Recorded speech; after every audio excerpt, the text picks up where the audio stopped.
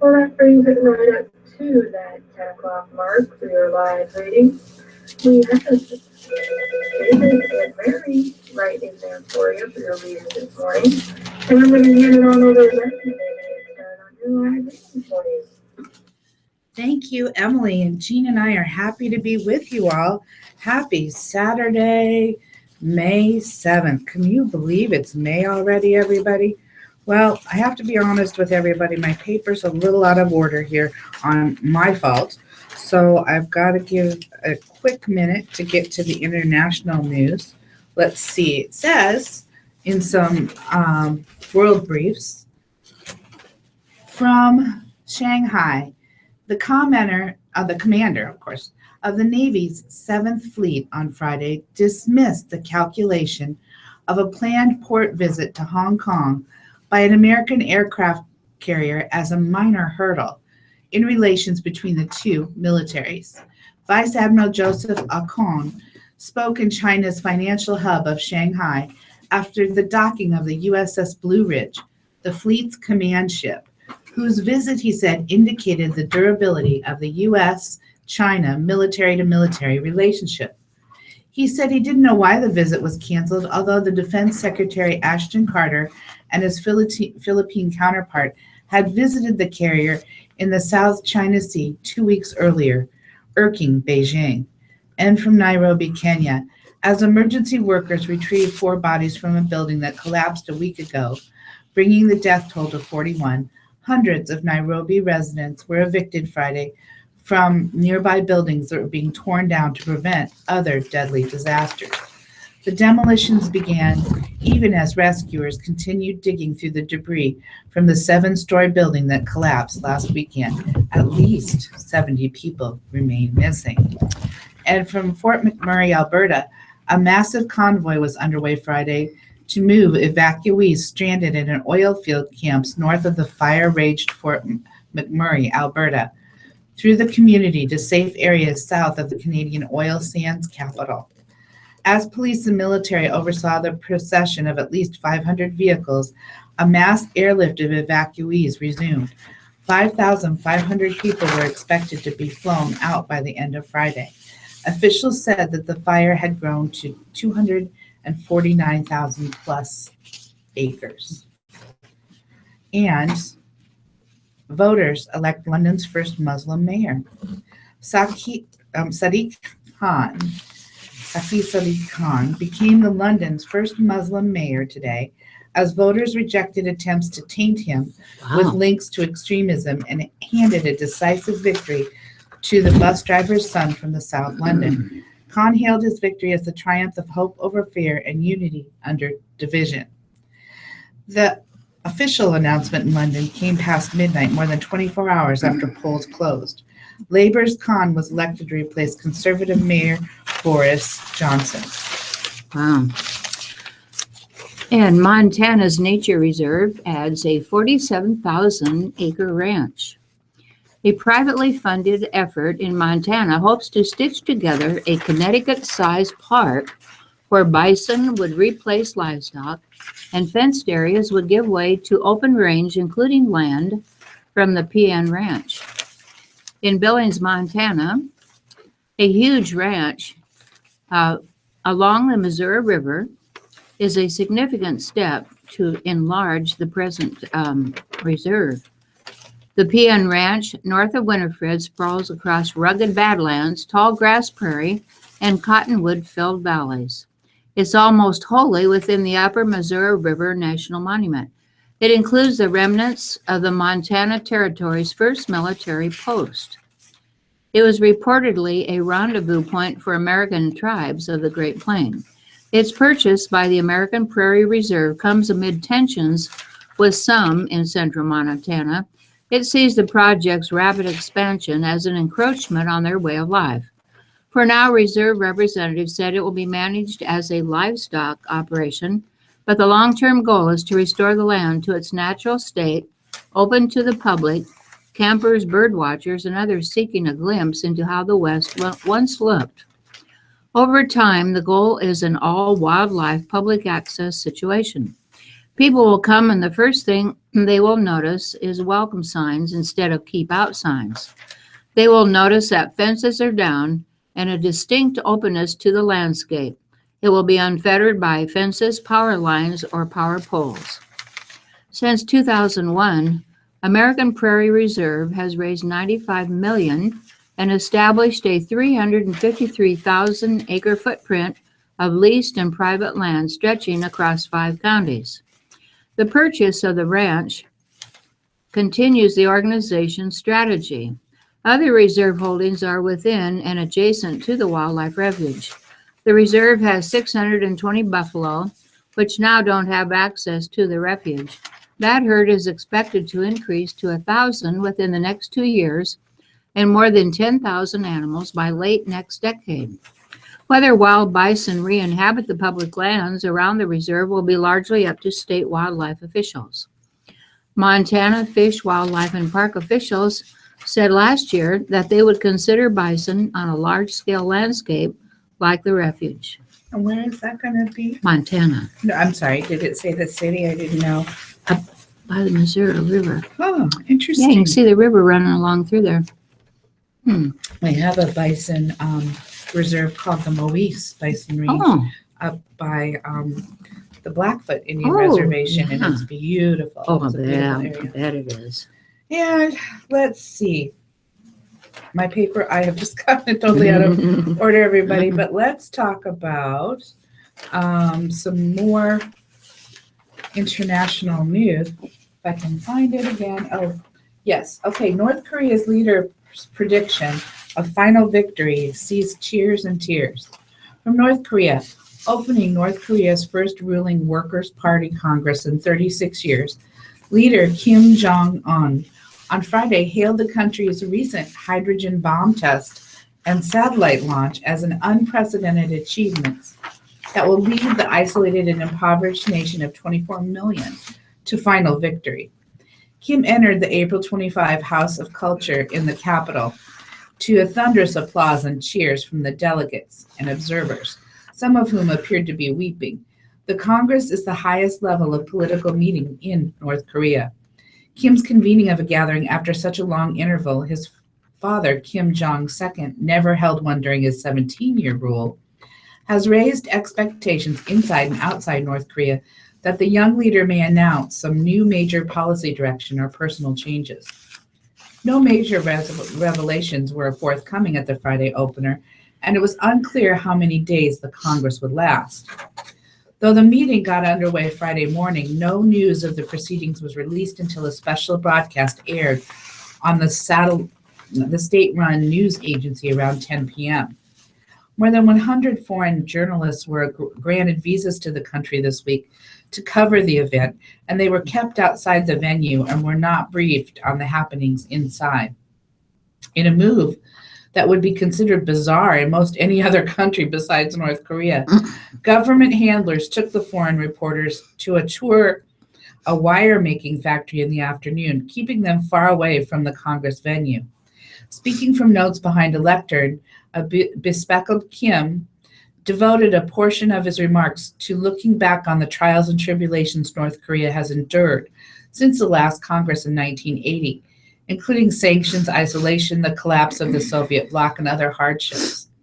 But he insisted North Koreans had persevered and prevailed by rallying around his grandfather, Kim Il-sung, and his father, and now him. The development of nuclear weapons and missile technology, he said, had assured North Korea's security and place in the world, guaranteeing that the small country like itself won't be intimidated by powerful nations such as the U.S. Kim then outlined a 5-point agenda for the upcoming days that included revisions to the party bylaws, election of the central leadership organ, and a review of the Central Committee and Army Committee work reports. The gathering will also bestow Kim with the title of Supreme Leader of the party. He is now First Secretary.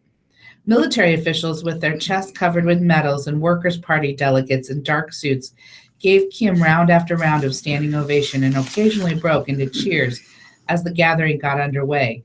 Images from North Korean state TV showed this. The broadcast ended by a long day of waiting for news, but by both the ordinary North Koreans and the international media. Throughout the day, state-run TV broadcast some special government programming for the Congress, but none of it was live. Until well in the evening, there were no details about what had transpired inside in the April 25th House of Culture, which was draped in red flags and party banners. As a light drizzle fell Friday morning, government-provided buses and vans drove more than 100 foreign journalists to an intersection in front of the House of Culture, raising hopes among the reporters that they might be allowed to go inside to witness the proceedings. Instead, the government minders permitted the journalists a rare opportunity to conduct man-on-the-street interviews with passersby, then drove them back to the designated hotel where they all must stay. Many of those interviewed professed excitement about the Congress, which has been the subject of a massive propaganda buildup over the last 70 days. But no one had the faintest idea what would happen at the gathering, who exactly was attending, or even how long it would last. The Congress, which gathers delegates from across the country and is the highest level gathering in North Korean political system, is apparently intended to highlight national unity and stability under Kim, who came to power in late 2011 after the death of his father. The entire country was mobilized to speed up production for 70 days leading up to the Congress, and the North state-controlled media were full of breathless reports about allegedly miraculous accomplishments at cement plants and coal mines, as well as construction of a new power plant. Kim remains an enigma to much of the world. Despite having been educated in Switzerland, he has not traveled abroad since coming into power, nor has he received a foreign head of state, though he has invited celebrities such as Dennis Rodman to the country. That's right. Yep. And from the Trump rally, Sarah Root's mother meets with Trump and says he has her vote. The mother of a woman who police say was killed in a collision by an undocumented immigrant is supporting Donald Trump despite voting for Barack Obama in the last two elections. Michelle Root told the World Herald that Trump's campaign workers had reached out to her a couple of weeks after her daughter was killed. Sarah Root, 21, died on January 31st, a day after her graduation from Bellevue University. Ezwin Meja drove drunk and slammed his truck into her car. Omaha police have said Meja, 19, is from Honduras and came to the country illegally. He posted $5,000 bail and has been named to the U.S. Immigrations and Customs Agency's most wanted list. The Root family has met with lawmakers the past few weeks and testified in Congress about illegal immigration and the agency's missteps. Wearing a shirt with her daughter's name and a Trump sticker, Michelle Root met privately with Trump after his speech. "You had a horrible killing here in Omaha. We don't have to go into it. Illegal immigration," Trump said during his speech. The crowd responded by chanting, "Build the wall." Michelle Root has thought she wasn't going to vote this year because she didn't like the top candidates. "I told my daughter when she was still alive this was probably going to be the first year I did not vote. That has all changed after getting to know Mr. Trump." The Modale, Iowa resident said she is registered as a Democrat but plans to vote for Trump. She had volunteered for the John Edwards campaign in 2008, but voted for Obama. "I was fooled by Obama's promise of change," she said. Root agrees with Trump's push for a wall on the border and his pledge to deport all undocumented immigrants living in the U.S. She said Trump's policies might have prevented the tragedy that took her daughter. "In my heart, I believe it would have because he wouldn't have been here to do that to Sarah. Do the right thing. Come over legally." Thank you, Jean. And from Little Rock, I'm going to do some nation briefs, by the way. Little Rock, Arkansas settled a lawsuit Friday with the relatives of a 67-year-old black man who was killed after struggles with two white off-duty police officers who entered his home without a warrant in 2010. The family's attorney said the suit was settled for about $1.5 million, a record for the city. A lawsuit was filed after the death of Eugene Ellison, whose children include Little Rock police lieutenant and former Little Rock officers. The city agreed to settle the years-old case, which was scheduled to go to trial on Monday, in big part because of the years of possible appeals, City Attorney Tom Carpenter said. and from Cape Canaveral, Florida.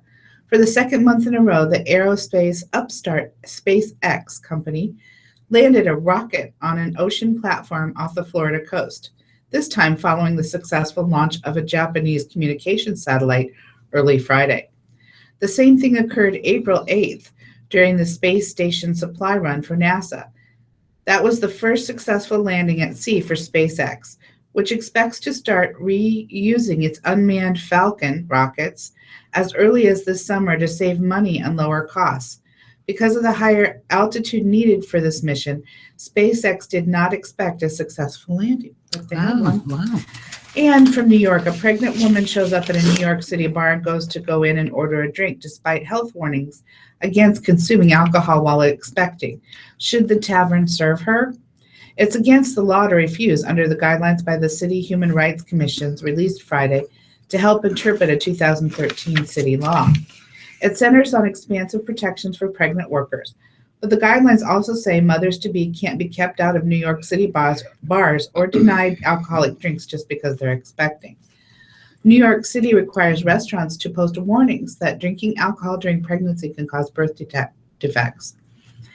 And the last of the 11 touring elephants from the Ringling Brothers and Barnum and Bailey Circus kicked off their retirement in Florida on Friday with a buffet lunch of carrots, apples, celery, loaves of bread, and lots of hay. Oh, Gene, I can see we would have enjoyed being there. Yes. Circus spokesman Stephen Payne said the elephants arrived at the 200-acre Center for Elephant Conservation in Central Florida on Friday after performing their final shows in Rhode Island and Pennsylvania. Oh, that's wonderful. They joined 29 others already there and retired to the center after the circus announced last year it would stop using elephants. The oldest of the retired animals is 40. And here's some good news, I think. A Florida woman whose 4-year-old son shot her in the back as they rode in their pickup truck Oh my gosh. will avoid prosecution and any jail time, which is interesting, if she satisfies a number of conditions in a detailed agreement announced on Friday. Jamie Lynn Gitz, 31, agreed to complete a gun safety course and provide proof of safe storage firearms in her home. She must also give 10 speeches about the March 8th shooting and the need to safely secure firearms, the state's attorney general's office said Friday. Prosecutors say Gilt's son, Lane, was riding in a booster seat when he unbuckled himself and picked up a loaded .45 caliber handgun he found on the floorboard. Oh, God. He fired it through the front seat, striking his mother in the back. She was really lucky, and so was he. And finally, from Newark, New Jersey, a federal judge has approved a settlement between the federal government and New Jersey's largest city over the way its police department conducts its business, officials say Friday. The department will shift to a more common community-focused approach to policing and submit to federal monitoring. And in Washington, the top official at the Environmental Protection Agency said Friday the ongoing legal battle over regulating carbon emissions from coal-fired power plants will not delay the nation's accelerating shift to cleaner sources of energy. EPA Administrator Gina McCarthy spoke at Climate Action 2016. They had a conference in Washington on efforts to curb global warming. Seeking to reassure her international audience, McCarthy said the U.S. will absolutely meet its obligations to cut carbon emissions as agreed. Over the last decade, the U.S. has reduced more carbon pollution than any other nation in the world. We're going to continue that, McCarthy said. While people are really worried that momentum may wane, that is not the case. More than 24 states, including Nebraska, nearly all led by Republicans, have sued to stop President Barack Obama's carbon emissions clean power plan. The Supreme Court has barred implementation of the new rules until that legal case is resolved. McCarthy said she's confident the High Court will uphold the new regulation. She added that market forces are already phasing out burning coal to generate electricity. There are emission-free wind turbines and solar panels, and the market right now is saying that coal is not competitive. It is saying it louder and clearer every day. Wind turbines and other panels accounted for more than 2/3 of all new electricity generated. They will be added to the nation's grid, and according to a recent analysis, the remaining third are largely new power plants fueled by natural gas. It has become cheap and plentiful as a result of hydraulic fracturing. It was the second straight year that U.S. investment in renewable energy projects has outpaced that of fossil fuels. Robust growth is once again predicted for this year. Wind now ranks as the lowest cost option for generating electricity, even before federal green energy tax incentives. Thank you, Jean. And from Lincoln, Governor Pete Ricketts, along with former Governor Dave Heineman and the state's largest travel organizations, called Friday for the ouster of State Tourism Director Kathy McPhillip in the wake of a scathing state audit. This has been a huge misappropriation of state funds and an embarrassment, Ricketts said, urging the State Tourism Council to fire McPhillip from the $86,364 a year post. Earlier Friday, Heineman and the Nebraska Travel Association and the Nebraska Association of Convention and Visitors Bureau also called for the director to be replaced. The two travel groups, which represent the state's third largest industry, said a change in leadership is needed to restore public trust in the agency, which spends $6 million a year to promote the state and adopted the slogan Nebraska Nice. The lack of proper management, as well as lack of truthfulness, professionalism, civility, and cooperation with partners who merely want to help, have led to the schisms in the commission and industry, skepticism by its state policymakers and leaders, and further distrust, the letter said. McPhillip, when reached midday Friday, said she had not seen the letter, nor was she aware of comments by Heineman. That's his opinion, she said. Ricketts, when reached Friday afternoon, said he told reporters in Ogallala on Thursday that McPhillip should be fired. McPhillip and her agency have been under fire since State Auditor Charlie Jansen released an audit a week ago slamming tourism for taking advantage of taxpayers and for lack of accountability and controls over spending. The audit criticized tourism for overspending its advertising contract by more than $4 million over the past 3 years and spending $44,000 on a speaker for a conference attended only by about 150 people. It also rapped the agency for improperly reimbursing a contractor for alcohol and cigarettes and using the executive director's daughter in a state tourism advertising campaign. The State Tourism Board, which hires and fires the agency's director, discussed the audit at its meeting Tuesday and appointed a 4-member subcommittee to review it and make recommendations, including about the status of McPhillip. John Chapo, who was the chairman of the commission, said Friday that it would be premature to comment on the letter and calls for McKillip's dismissal. We're taking our steps to get to the bottom of this just as speedily and diligently as possible, Chapo said, who is the director of the Lincoln Children's Zoo. He said the 5-page letter from the travel groups calling for McKillip's firing would be forwarded to the 4-person audit review committee. The two travel groups that sent the letter each have representatives on the 9-member State Tourism Commission. The letters carry even more weight because they represent the state's travel industry, the industry that State Tourism Commission was set up to promote. Tourism became an independent state agency in 2012. Before that, it was a division of the Department of Economic Development. Heineman signed the law that made the tourism independent, though his administration did not support the move. The legislature approved the tourism change in a 47-0 vote, 17 more votes than would have been needed to override the veto by the governor. Heineman said Friday that tourism should be returned to the Department of Economic Development. That would result in even greater accountability and better coordination of economic policy and strategy, he said.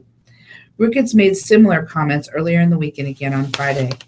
Even the state senator who sponsored the bill to make the tourism an independent agency said Friday that McPhillip should be dismissed because of lack of accountability on spending, even though she is a good saleswoman for the state.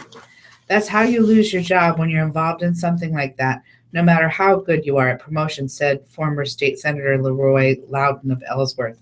However, Loudon and the travel group said they still solidly support keeping tourism as an independent agency.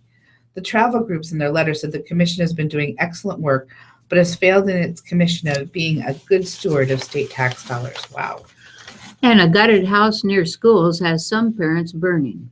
The wobbly, burned-out shell of a house within half a block of 2 schools has stood wide open for a month since the fire gutted it. It is worrying and frustrating neighbors and parents.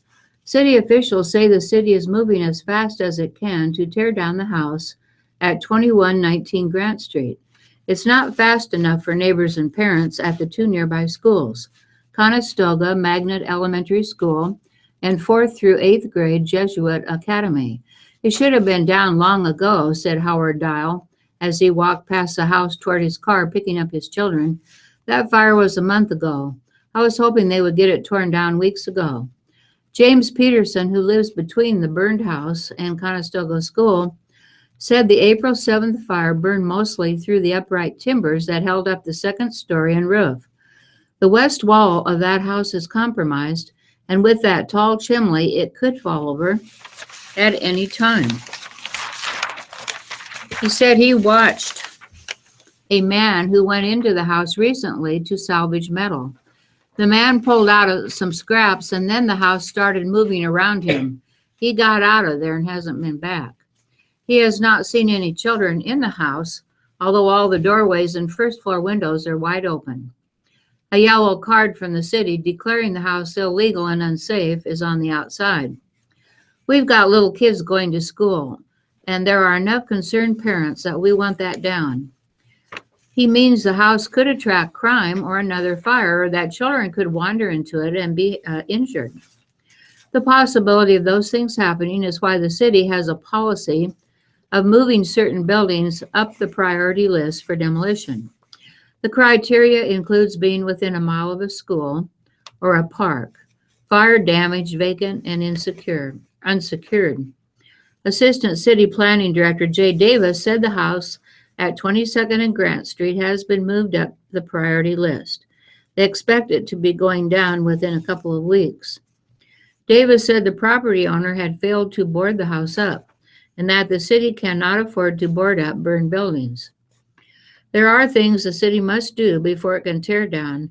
These include notifying the owners. In the case of the Grant Street house, the city hasn't been able to reach the owner. The newspaper could not reach the owner either. County records list the owner as Vision of Victory. The phone number and address match those of Vision or Victory Outreach Ministries. The person whose name on the deed as a representative appears to have died last year. The demolition contracts also must be put out to bid, and it takes time for contractors. When houses get burned out near schools, they're on the top of the list. The city's system is working, and the city typically has a demolition list of 100 or more buildings that need to be torn down. It seems like a long time to people whose children must pass that house. My taxes just went up, said one man. A 4x8 sheet of particle board costs about $24. My taxes went up more than that. School officials at Jesuit Academy did not return calls. Asked what contact school officials have had with the city, Farmer said she was not immediately aware of any. Davis said other cities use a demolition bidding system that could speed up the process. Our biggest problem we really have is with burned out houses. The city has moved the weeds around the house a couple of times since the fire. Yeah.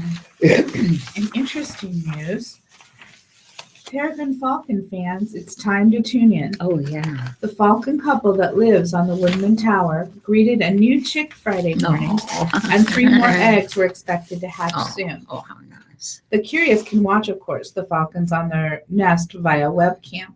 Parents Mintaka and Charity have been incubating their 4 eggs outside the tower's 28th floor. The new chicks will be 3rd-generation Nebraskans. Mintaka, the father, was born at the Nebraska State Capitol in 2010. His brother, Clark, lives at the Omaha Public Power District's North Tower station. They were both born to Falcons 19K and Allie, who've reared 22 chicks at the Capitol since 2005. My gosh, wow. The 5 members of the sprawling Capitol Falcon family have been spotted as far away as Kansas and Texas. Falcon chicks are given identifying leg bands that allow them to be identified if they're found later in their lives. Mintaka and his family's nesting box atop the Woodman has been home to peregrine falcons since 1988. That's amazing. This year's chicks will bring the total falcons born at the tower to 80. Last year, 4 chicks were born to the same parents. The webcam in the falcon's nest gives viewers an unobtrusive window into the falcon's life, said the press release from EarthCam, the company that operates the webcam. And you can find a link to the webcam on omaha.com/metro. Wow. And most graduates focus on the next step. She's no different. After a 2009 all-terrain vehicular accident, which injured her spinal cord and left Taryn Schaaf paralyzed from the waist down, doctors told her she would never walk again. But rather than long for the life she had, she started making other plans. She would go to college, become a social worker. Walking was something she had to leave behind until recently. Schaaf walked across the stage at Baxter Arena on Friday to accept her diploma. To accomplish this feat, she used a wearable robotic device that helps paralyzed patients regain mobility. "I never thought it would happen," she said.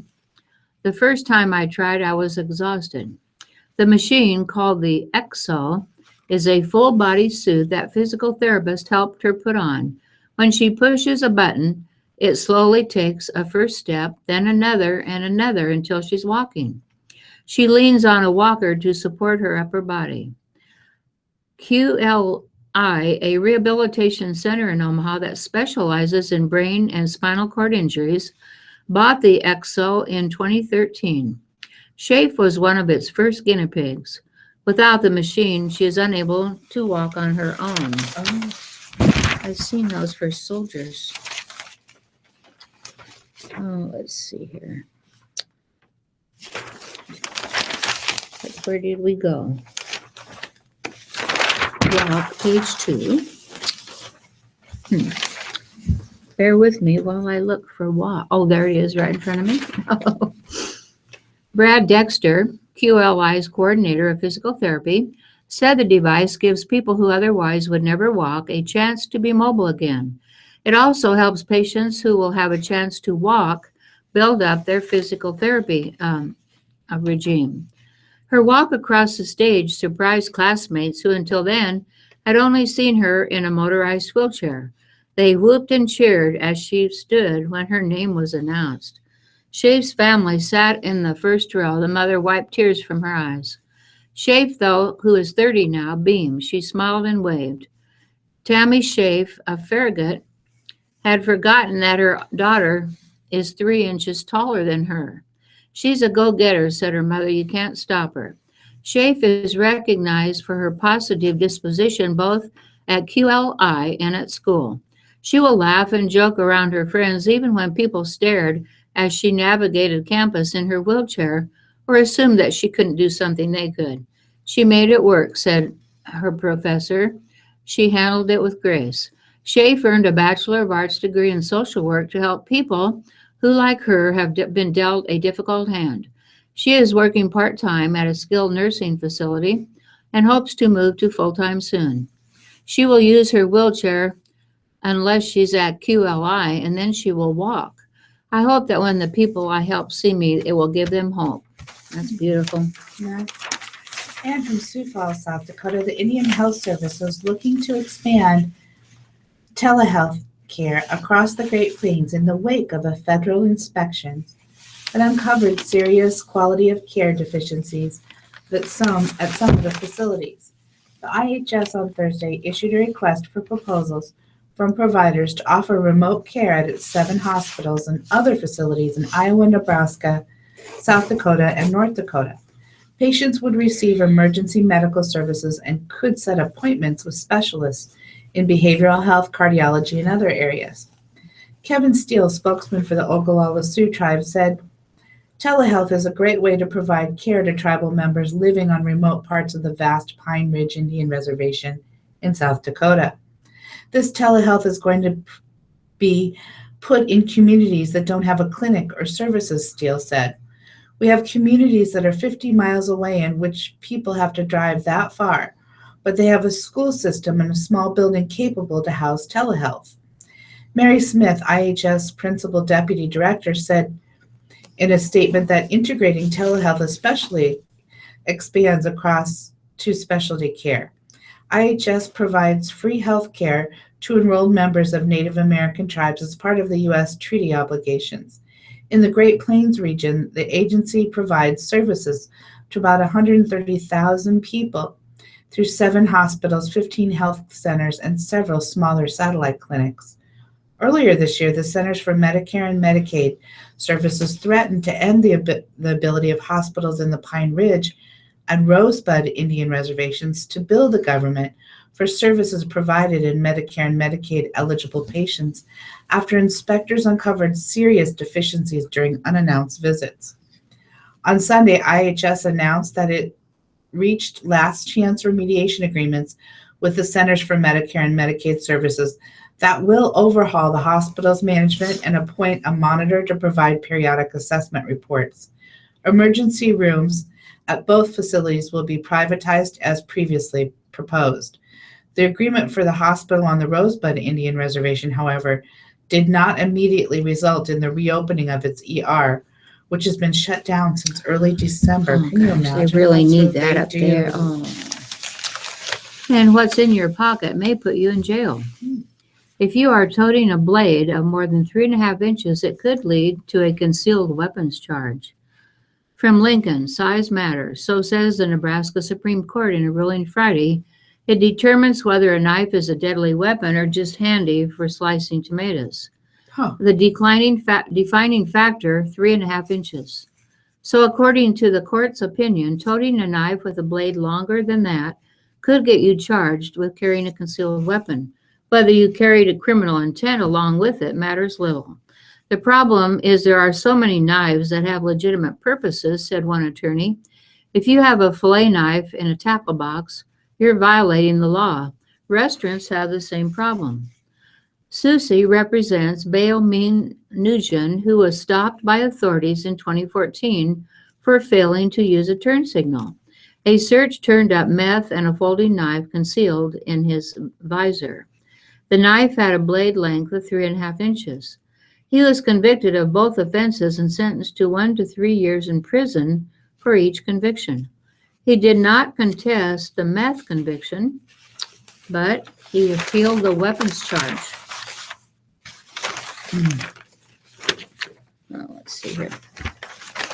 He pointed to a prior state Supreme Court precedent taken together that said the prosecution must prove the party in possession of the knife intended to use it for criminal purposes. Put another way, intent also matters, not just size. County District Judge John Colburn ruled on the appeal. He said the Nebraska legislature amended the law in 2009 after the High Court's precedent decisions on concealed knives. The amendment struck language on the types of knives and instead added the general term knife as a deadly weapon. Colburn's decision was upheld by the Nebraska Court of Appeals. In Friday's opinion, the Supreme Court acknowledged the limitations of using blade size alone to determine the legality of a knife, but they agreed with the lower court that interpretations of the amended state law could hold.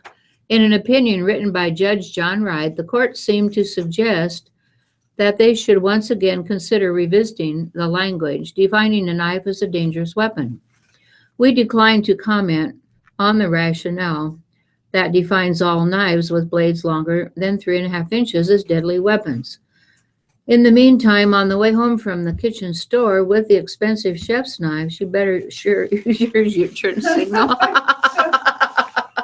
Yeah, you'd be in trouble just even buying some knives for your kitchen. Oh my goodness. Hopefully they're still in the packaging. No, yeah, there you go, Mary. A special memorial flag will be presented today in Bennington to relatives of a Nebraska soldier who perished in a Japanese prison camp months after surviving the Bataan Death March during World War II. John Adams of the Honor and Remember Flag Nebraska chapter will present the flag to Debbie McKilney of Sutherland, Nebraska, in honor of her uncle, Private Raymond Stanton. The flag is inscribed with Stanton's name, dates of birth, and death and place of death. Stanton grew up in the Republican City, where he graduated high school as an honor student in 1937. The town's newspaper described him as a fine, upstanding young man, quiet and unassuming and well-liked by everyone. He enlisted in the Army in July 14, 1940, and was sent to the Philippines 3 months later as the fire ambulance driver assigned to Nichols Field near Manila.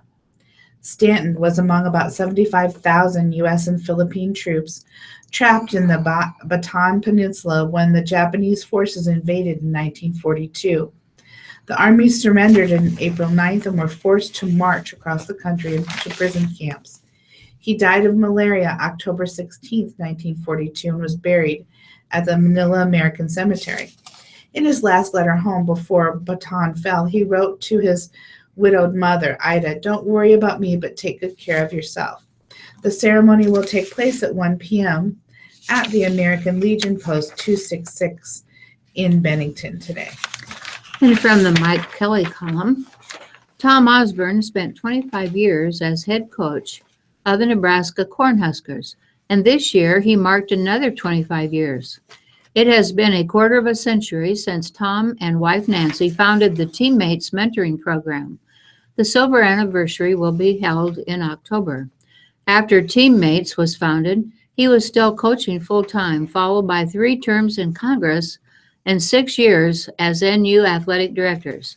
At age 79, he now goes to his teammates' office. With more than 7,000 school-based mentors, the organization has set a goal of 12,000 by 2020. And let's see, it was a moving scene.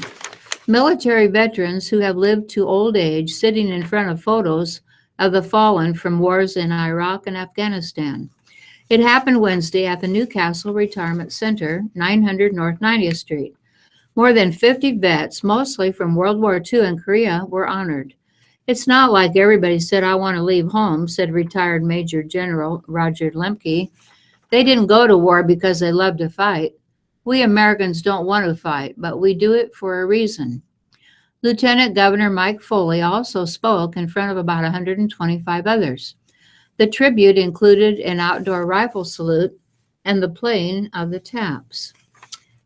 And the Douglas County Historic Society is offering a free program Thursday about the 1879 Standing Bear Trial and the 1898 Indian Congress. Titled "White Men's Words Through Indian Eyes," the event compares what it calls sympathetic news coverage of the trial.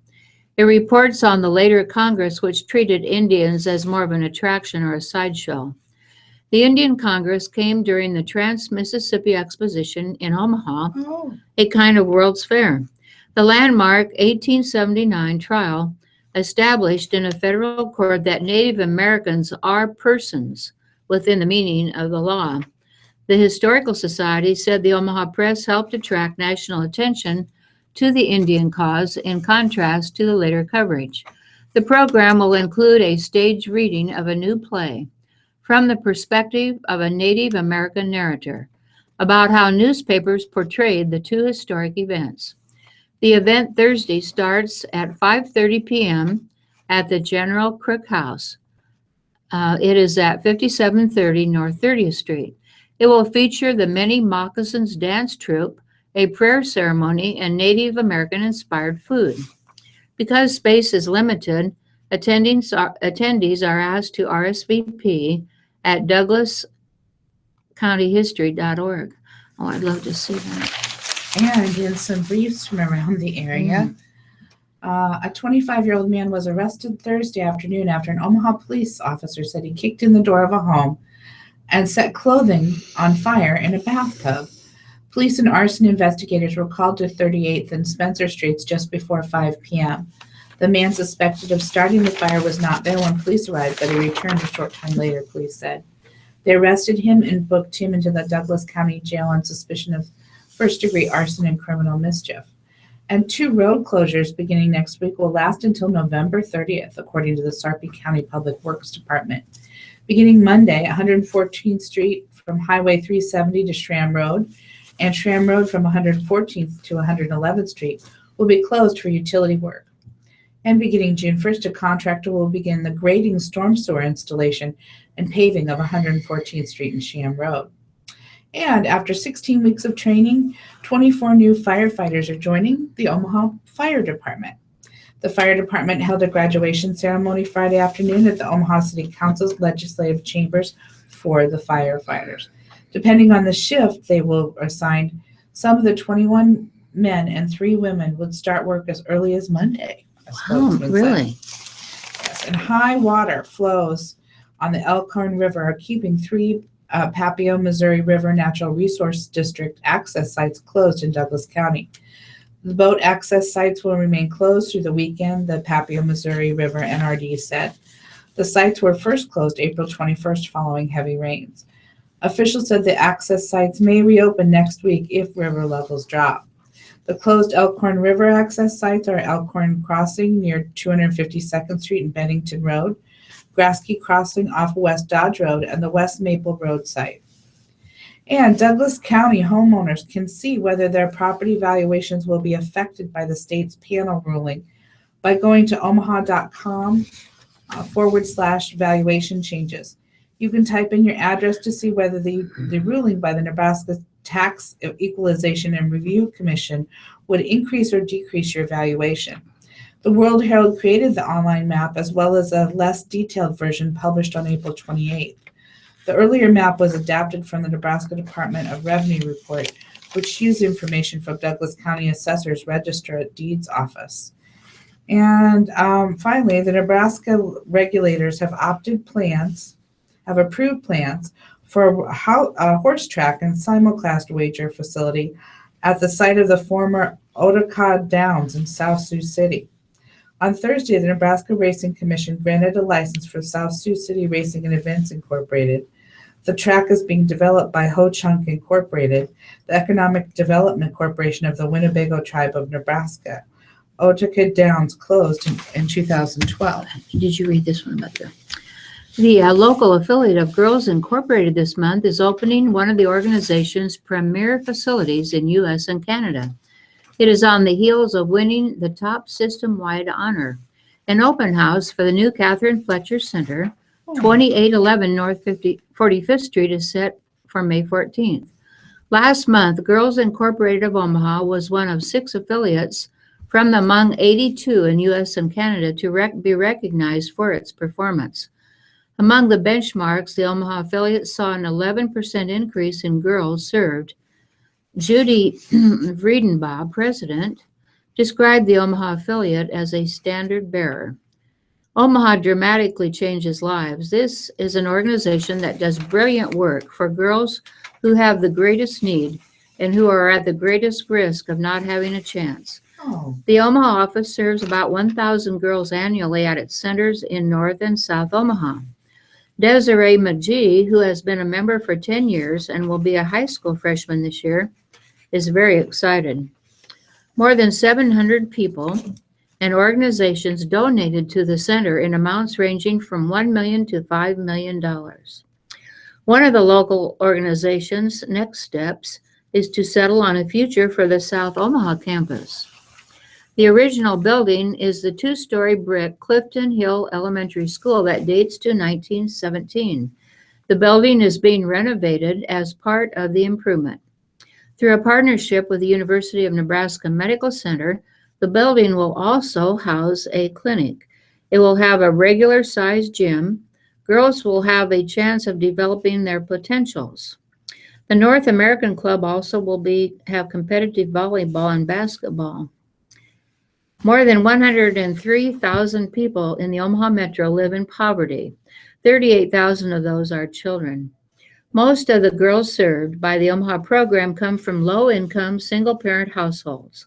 Only 25% have 2 parents at home, and many are in foster care. When you start piling up some of the risks, those can be barriers to growing up. And we're going to start with the deaths and funerals from the Omaha World Herald. Cook, Edward Jack M. Cook, age 89. A memorial service will be Saturday, 2 p.m. at the West Lawn Hillcrest Funeral Home in Omaha. Arrangements are provided by the West Lawn Hillcrest Funeral Home. Collada, Melina M. Collada, age 91. A Mass of Christian burial will be Monday at 10:30 a.m. at the St. Thomas More Catholic Church. Memorials to St. Thomas More Catholic Church. Arrangements by the Heaphy Hoffman Dvorak Cutler, F Street Chapel. Dahlhauser, John W. Dahlhauser, age 89 of Fremont, Nebraska. Funeral Mass will be 10 a.m. Monday at St. Patrick's Catholic Church in Fremont. Arrangements provided by the Moser Memorial Chapel in Fremont. Draculich, Ronald E. Draculich, Sr., age 69 of Gilbert, Arizona. A cremation is planned with a private memorial service later. Dwyer, Adeline M. Dwyer, age 92 of Wahoo, Nebraska. Memorials to the Domestic Women's Crisis Center or St. Wenceslas Catholic Church are masses. Mass of Christian burial will be 10 a.m. Tuesday at 9:15 at St. Wenceslas Church in Wahoo. Graff, Marjorie Graff, age 91 of Waterloo, Nebraska. Memorial service will be Tuesday, 11 a.m. at the funeral home. Memorials to the Agnes Robinson Waterloo Library. Arrangements by the Reichmuth Funeral Home. Hiller, Robert C. Bob Hiller, age 93 of Bennington, Nebraska, formerly of Omaha. A memorial mass will be Monday, 10:30 a.m. at St. Bernard's Catholic Church. Arrangements by the Reichmuth Funeral Homes. Hughes, John J. Humes, age 75. Memorials to the Douglas County Health Center, Creighton Prep. Services will be Wednesday, 10:30 a.m. at Holy Cross Church. Arrangements by John A. Gentleman Mortuary, 72nd Street Chapel. Jade, Donna Retzlaff Jade, age 87. No services. Memorials to the Trinity Lutheran Church or Trinity Lutheran Church Cemetery in Walton. Arrangements provided by the Lincoln Memorial Funeral Home. Jensen, Carmen A. Patton Jensen. I'm sorry, there isn't an age.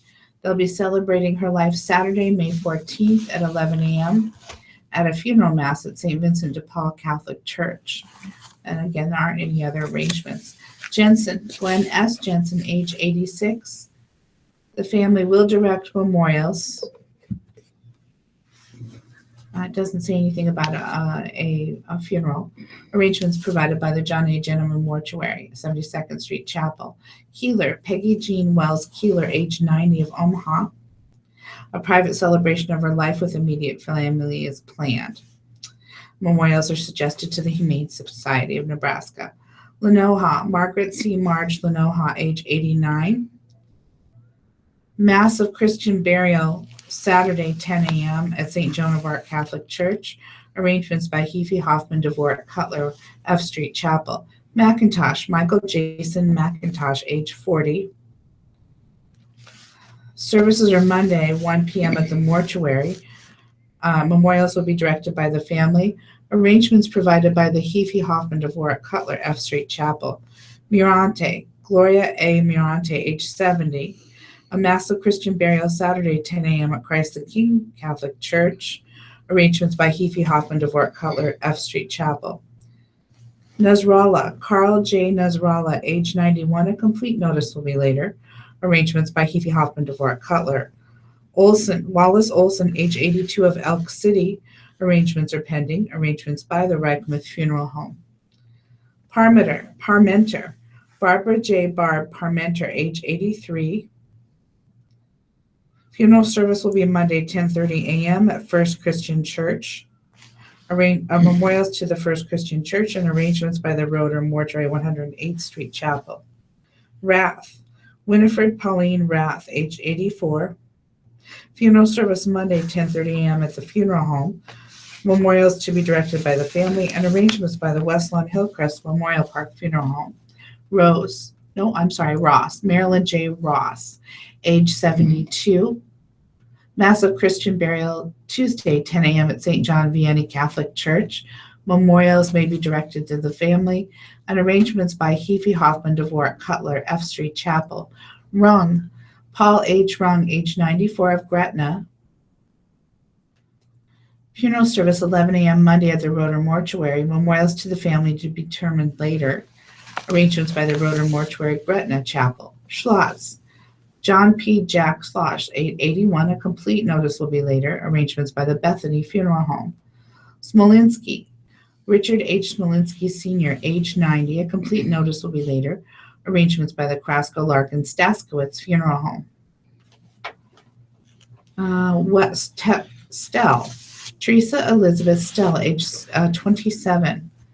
A Mass of Christian burial Saturday, May 7th at St. Joseph Catholic Church. Arrangements by the Heathy Hoffman DeVort Cutler, West Center Chapel. Stratman.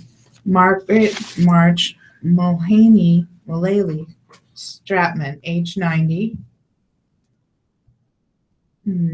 Services Tuesday, 10:30 a.m. at Holy Cross Church. Memorials to the Servite community at Marion High School, to the Servants of Mary Community, Omaha.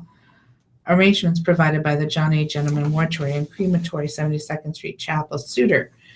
James R. Jim Suitor, Sr., age 85. Memorial suggested to the family. The Mass of Christian burial Saturday, 12:30 at St. Leo the Great Catholic Church. Arrangements by John A. Gentleman Mortuary, 72nd Street Chapel. Sullivan. Carl E. Sullivan, age 79. Memorial service Tuesday, May 10th at the Ralston United Church of Christ. Memorials to the Ralston United Church of Christ or Ralston Volunteer Fire Department. A complete notice will be later. Arrangements by the Collar Dulce Mortuary. Tilley. Stephen C. Tilley, age 64. A complete notice will be later. Arrangements by the John A. Gentleman Mortuary, Bellevue Chapel. And finally, Zank. Elmer A. Zank, age 90, of Lincoln, Nebraska. Memorial service or funeral service will be Tuesday, May 10th at the funeral home. Arrangements by the Lincoln Funeral Home. Arp. Charles Arp, aged 85, from Lincoln. Bethune. Brendan Bethune, 40, of Lincoln. Service 11 a.m. Monday, May 9th at Blessed Sacrament Catholic Church. Memorials to Salvation Army. That's Mason Love Funeral Home. Bornshagel. Weldon Bornshagel, age 92, of Ohio. Farmer and Sons Funeral Home. Service 10:30 a.m. Saturday at St. John's Lutheran Church in Ohio. Memorials to the family. Brazil. Francis Ake Brazil, 78, of Superior. Service 2 p.m. Saturday, May 7th at the Meg Price Funeral Home. Bryant. Patricia Bryant, 78, of Lincoln. Service 11 a.m. Tuesday, May 10th, Roper and Sons Mortuary. Albert Henry Calvert, 87, of Lincoln. Service 11:30 a.m. Monday, May 9th at St. Paul United Methodist Church. Alzheimer's Association for Memorials, Roper and Sons. Davidson. Dave Davidson of Tecumseh, age 76. Eamon. Merlin Eamon, aged 85, of Fairmont. Service 10:30 a.m. Saturday, St. John Lutheran Church in Sterling. Trump Funeral Home. Ersman. Dwayne Erisman, 83, of Grand Island. Service 11 a.m. Saturday, May 7th, First Christian Church in Grand Island. Memorials to the church. Goodrich. James Goodrich, age 96, of Lincoln. Service 11 a.m. Wednesday, Buthurst Mason and Love Funeral Home. Hale. Margaret Hale, 79, of Elmwood. Service 10 a.m. Monday, May 9th at Lincoln Memorial Funeral Home. Huffman. Donald Francis Huffman, age 90, of Lincoln. Donations to the Salvation Army. Doesn't give any funeral service. Jones. Walden Lee Jones, age 77, of Osceola. Service 10 a.m. Saturday, May 7th, St. Vincent Catholic Church in Osceola. Dubus Funeral Home. Kuhn. Dean Raymond Kuhn, of Beatrice, aged 87. Lund. Keith A. Lund, of David City, age 78. Lyons. Frank Lyons, age 83, of Lincoln. Mass of Christian Burial, 10 a.m. Saturday, May 7th, St. John the Apostle Catholic Church in Lincoln, Buthurst Mason and Love Funeral Home. Martin, Glenn H. Martin, aged 85. Macuchian, Alan Macuchian of Lincoln and San Juan, Puerto Rico. Service will be announced. Donate, please, to your favorite charity. Lincoln Memorial Funeral Home. Mulder, Marlene Mulder, 74 of Firth. In lieu of flowers, memorials to the church. Griffith Hovendick Chapel. Pokorny, Valjean Pokorny, 86 of Lincoln. Private grave side service Saturday. Sievers, Norma Jean Sievers, 86 of Lincoln. Service 12:30 p.m. Monday, May 9th at Lincoln Memorial Funeral Home. Memorials to the Food Bank. Tiffany, Eldon Tiffany, 90 of Lincoln. Service 10 a.m. Saturday, 5/7 at Buthurst Mason and Love Funeral Home. Memorials to Indian Hills Benevolent Fund. And last, Zank, Elmer Zank, 90 of Lincoln. Funeral service 10 a.m. Tuesday, May 10th at Lincoln Memorial Funeral Home. Thank you, Jean. Listeners' memorials to the Radio Talking Book Network are tax deductible and will go a long way in keeping Radio Talking Book on the air.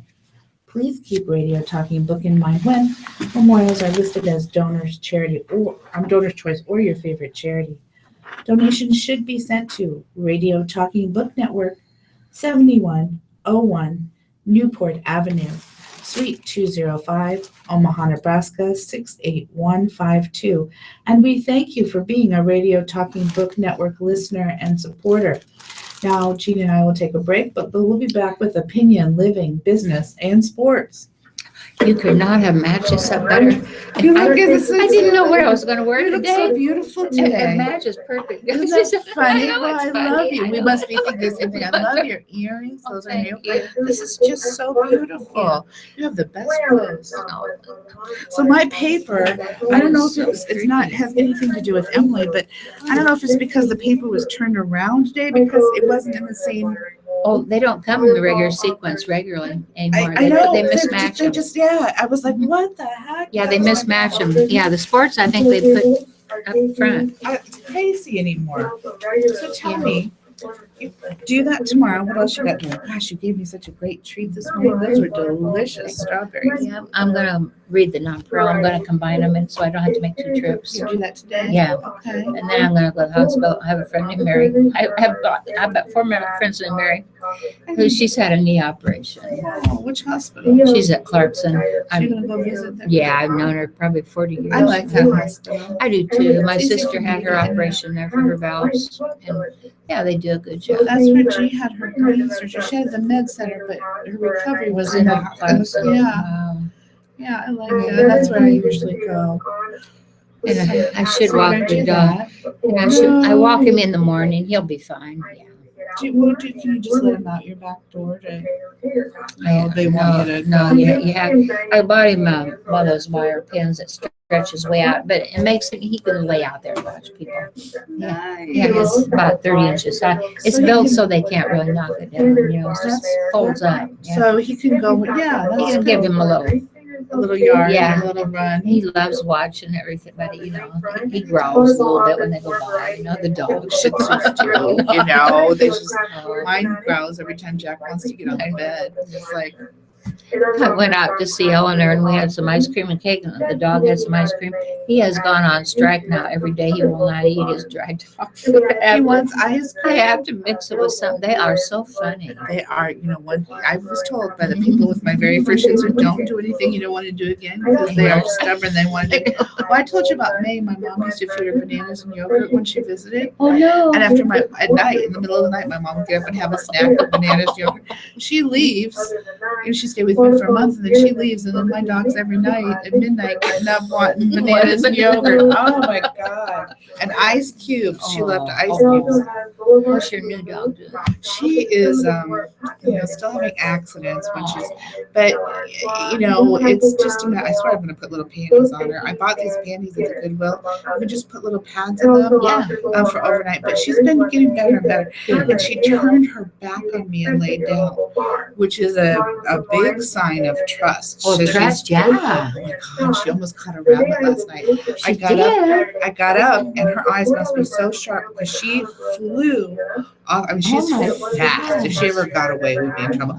She saw the rabbit in the yard and it couldn't get out of the fence, and she was running around. She got a good run and she was out of breath when she was done, but I mean, it was good for her.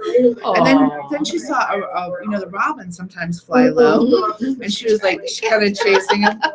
She's having fun. She's happy. You're giving her a beautiful But life. she just is not. And I came home from going out to get my hair cut yesterday, and she greeted me like I'd been gone forever. She dances and everything, but she comes in the bathroom now. When I go to the bathroom, she comes and just sits there and lets me pet her and pet her. But she just didn't bond with Guadalupe. She just hasn't. And Guadalupe is the one who has to put her in her kennel when we go. I make sure we kennel her when we Yeah. go. Oh, yeah, you have to. But But she won't go in the kennel. Oh no, not on her own. No. We have to just. I mean, she won't poop in the kennel. No, but she won't kennel her at night because she lived in a kennel for so long. On my carpet, we have the little green machine. The little green machine is out at least every day. What can you do? You only live once. I We know. clean it up right away. But she was doing really good when she would have accidents in the night. She would go in the kitchen, which is on the linoleum, and I'm just fine with that. Yeah. I didn't. But now she started it's just. But if you go out, it's frequency. When I let her out a lot, I don't have any accidents. Oh, we're back. And welcome back. We are back to the opinion of the public pulse. Since Donald Trump has become the putative Republican nominee for president, all sorts of diehard office-holding Republicans, including Omaha Mayor Gene Stothert and Nebraska Governor Pete Ricketts, are saying they'll vote for Trump. They will support a candidate who calls for higher taxation of financial sector executives, and the very rich opposes trade deals that allow foreign sweatshops to steal American jobs, backs prevailing wages for U.S. positions filled by foreigners with special visas, supports universal health care coverage and an individual mandate, and has supported funding Planned Parenthood, to name just a few of his positions. I hope these GOP leaders, whose party has uniformly opposed every one of these policies for decades, will be asked if they too endorse Trump's positions, or if they, like lemmings, follow the Republican label behind Trump's name. Signed, James J. Reagan of Omaha. And U.S. Senator Ben Sasse has publicly stated he will not support Donald Trump as the Republican nominee for president. I understand his disappointment that the primary did not go his way, but this isn't a fast food chain where you can just have it your way. If Sasse can't support the party nominee, he should get out of the party. I suspect he is a Republican in name only anyway. Nebraska knew very little about Sasse when he ran for the Senate in 2014. Yet the state party got behind him and pushed him into his position. I will make it a personal goal to make sure he is not reelected. Sasse's position on Trump means he would rather see Hillary Clinton as our commander-in-chief. Yay. He is a disgrace to our state. See Kinnison of Pierce, Nebraska. Oh, please. People are so. I am disgusted by the Republican campaign for president. In many ways, Donald Trump has been acting like a spoiled child. But because so many Americans are angry at the political establishment, they ignore his childish behavior. For instance, when Ben Sasse asked him several questions about the issues on Twitter, Trump ignored the questions and started insulting Sasse and those of us who voted for him.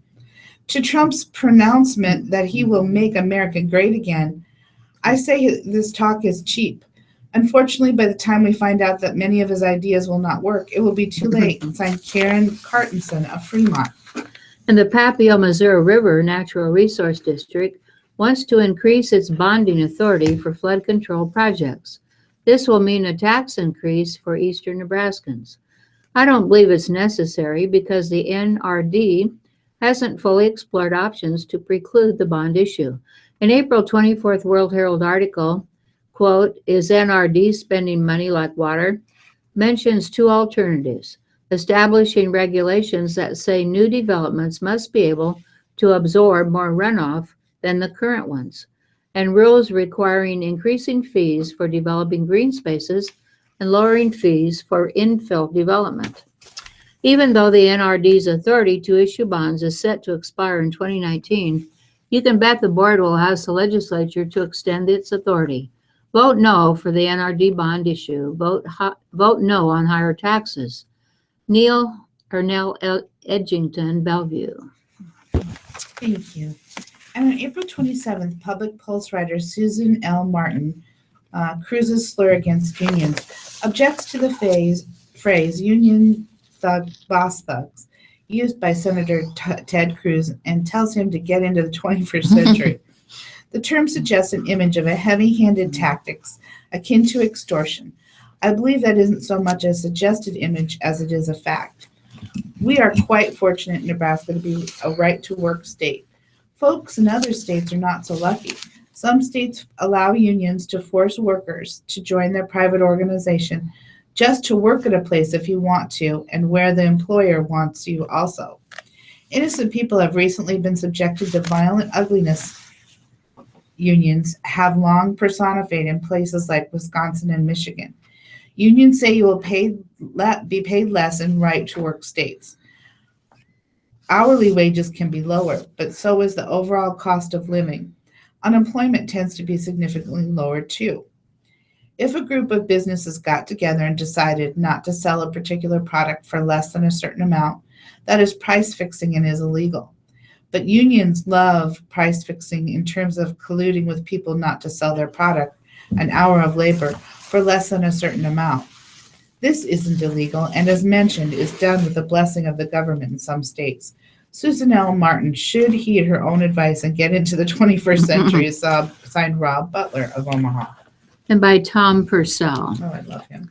Yeah, sticks and stones may break my bones, and people sure are rude these days.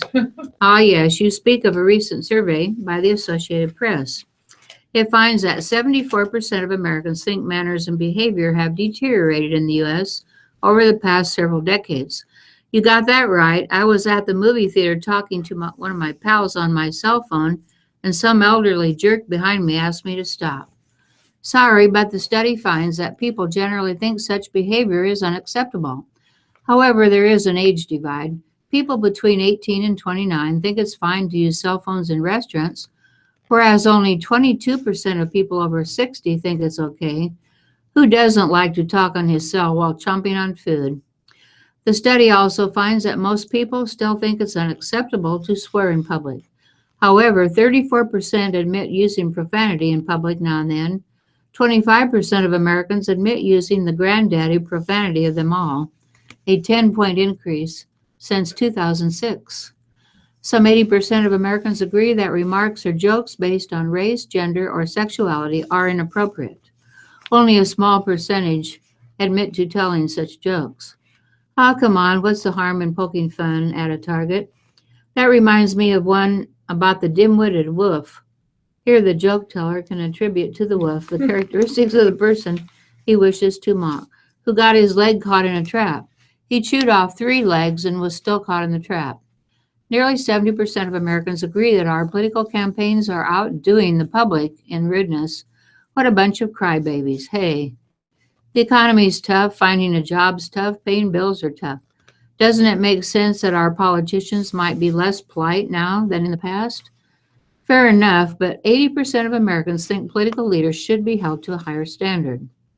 A higher standard than everyday Joes like me. If I ever carried on like many of our political leaders, if I spent like a drunken sailor and told mistruths, the wife would kick me out. Whatever the case, lots more people think the Republican nomination is the most rude and disrespectful. Nearly 80% regard their party's process as ill-mannered. You got to admit that Don Trump has come up with some zingers. On the other side, however, only 16% of Americans think the Democratic candidates are mostly rude and disrespectful. Look, civility and good manners are important to society. Judith Martin, Miss Manners, says good manners are the philosophical basis of civilization. Mannerliness is a common language of civil behavior and restrains our impulses. Well, maybe if we get the economy well functioning again, our people won't be so rude. Yeah, maybe, huh? I don't know. I doubt that. I don't know if that would control me. Yeah. And this is interesting. It says, appreciating all that mom can mean, Nebraska essay contest. When fifth grader Kevin Bessie was asked to write an essay on what my mother means to me, he thought of his grandmother, Barbara Hausman. The resulting essay won the Sterling, Nebraska student first place in a statewide essay contest by the American Mothers Incorporated, an 80-year-old nonprofit that names a National Mother of the Year. Kevin wrote, I came to live with my grandmother when I was about 4 years old. It was tough to leave what I knew was home, but I had to. I respect my grandma for taking me in at her age. She had already raised her family. She works hard to keep the house running. She keeps the house clean, sanitized, and decorated. Every holiday, she gives us gifts for Christmas and our birthdays. Mother is more than a word to me. To me, it is a word of life and very hard work. My grandmother does a lot of work, more than most men. Grandma has gone through a lot of hardships in her life, but she has never made me feel like I was one of them.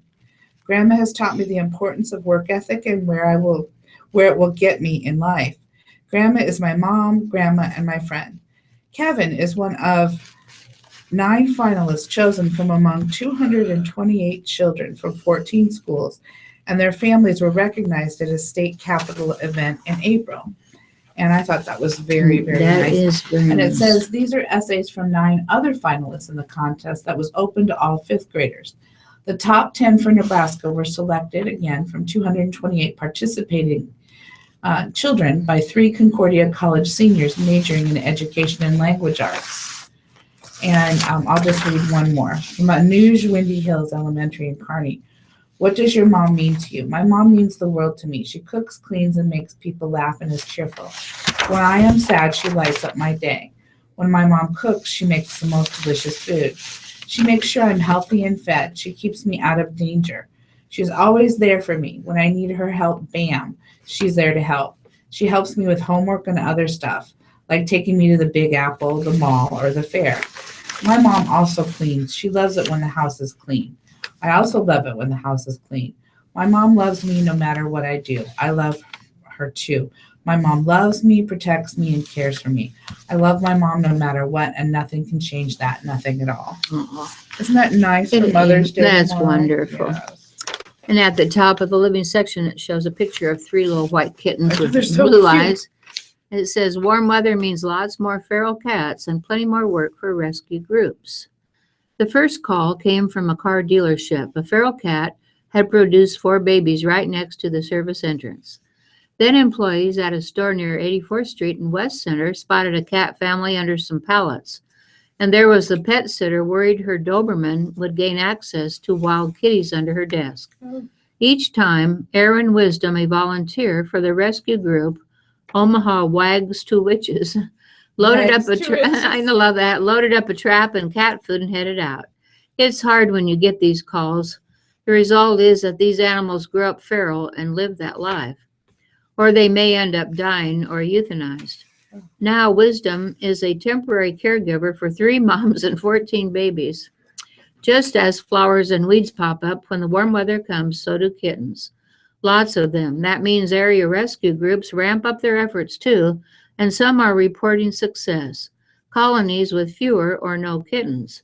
It is the season, said Pam Weiss. For the Nebraska Humane Society, summer is always busier. Cats reproduce at a more rapid rate than dogs. A female cat can get pregnant again right after giving birth.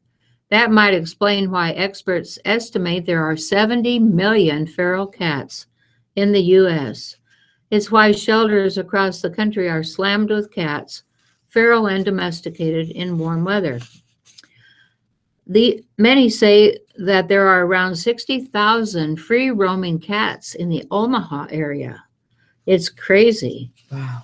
The Humane Society works with 102 feral cat colony caretakers who agreed to neuter animals in their colony while feeding them. A fee of $25 covers the fixing of every feline in the colony. The cat colony program alters 100 or more animals a month. Humane Society's low-cost spay and neuter clinic is on track to neuter and spay 6,000 pets and feral cats this year. Smaller rescue groups do what they can. And there's also a group called Husker Cats on the Lincoln campus that feed cats and make sure they're spayed. Oh. Laura Cook with Feline Friends has fed a few cats at her home in Northwest Omaha since 2007. All of them are neutered. She was feeding others near 55th and Center Street on her lunch break. Feline Friends will provide guidance on trapping feral cats. Feline Friends also often gets calls asking the group to remove feral cats to a new location, but Cook said that is seldom successful. City cats are used to avoiding cars and escaping into sewers and don't know how to survive predators in the country.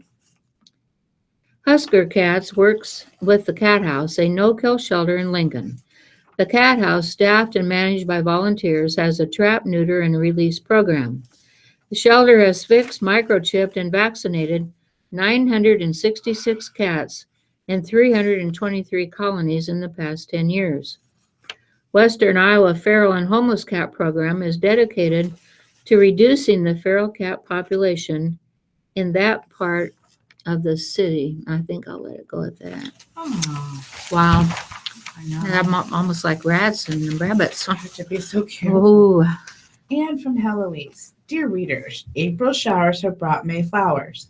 Your yard should be in full bloom, and most of us have houseplants too. Have you thought about what plants your pets might be curious about and potentially munch on? Some can be poisonous and dangerous, so be aware. The pollen of the plants can get in the coat of the animal too. Here are some of the plants that can be dangerous for your pets. Lilies, azalea, Dieffenbachia, kalanchoe. If your pet has been in contact with these or any plant and shows signs of poisoning, which is drooling, vomiting, panting, contact your veterinarian immediately. The American Society for Prevention of Cruelty to Animals has a complete list of poisonous and plants and treatment options. Visit www.aspca.org for more information. Dear Heloise, since I enjoy reading, through the years I have accumulated scores of bookmarks. I find myself reading fewer paper books and more ebooks. Friends have given me bookmarks to me over the years, and many have special meaning. What can I do with a bunch of bookmarks? I read your column in the Jackson, Mississippi Clarion Ledger. Signed, Karen.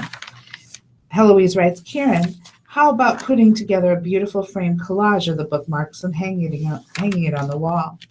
You could include the titles of your favorite books printed in lovely acid-free paper, pictures of the authors, and other trinkets and charms. Surely a wonderful conversation piece, a scrapbook for the wall. I'm positive my readers will have lots of ideas too. Readers, let's help her out. And it says, Dear Heloise, when cleaning blinds, both vertical and horizontal, keep a clothespin nearby. If you get interrupted for some reason, just put the clothespin on the place, the last slat you clean. That's smart, isn't it? that is. I have a last one for you. You're going to really read about. The next one is, Dear Heloise, I enjoy your hints. I've been reading them from the time of your mother. I got tired of using contact paper on all my shelves, especially under the sink. I started using peel and stick floor tiles. You can get them at the big home improvement centers. I pay about 37 cents per tile, and they wipe up so easily, and they're easy to place. Signed, Joan. And finally, I love this. Dear Heloise, I read the letters from Douglas and Robert about using a GPS while driving.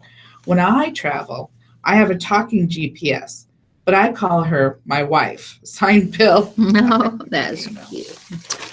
And from Dear Amy. Dear Amy, my son and daughter-in-law are separated. My son is in a county jail awaiting sentence. His wife has moved on and is a relationship with someone else. She is currently living a great distance, and there is a child. I love this child, but now cannot see her. The mother has served my son with papers for full custody. How do I deal with the disappointment of not having this child in my life? Sad grandma. Dear Sad, given that your son is in jail, the mother should have full custody of the child. And as the child's grandparent, you should embrace whatever living situation is best for the girl. You don't mention having any relationship with the mother, but you should make a Herculean effort to stay in touch with her. Tell the mother you respect her choice and that all you want is what's best for the child.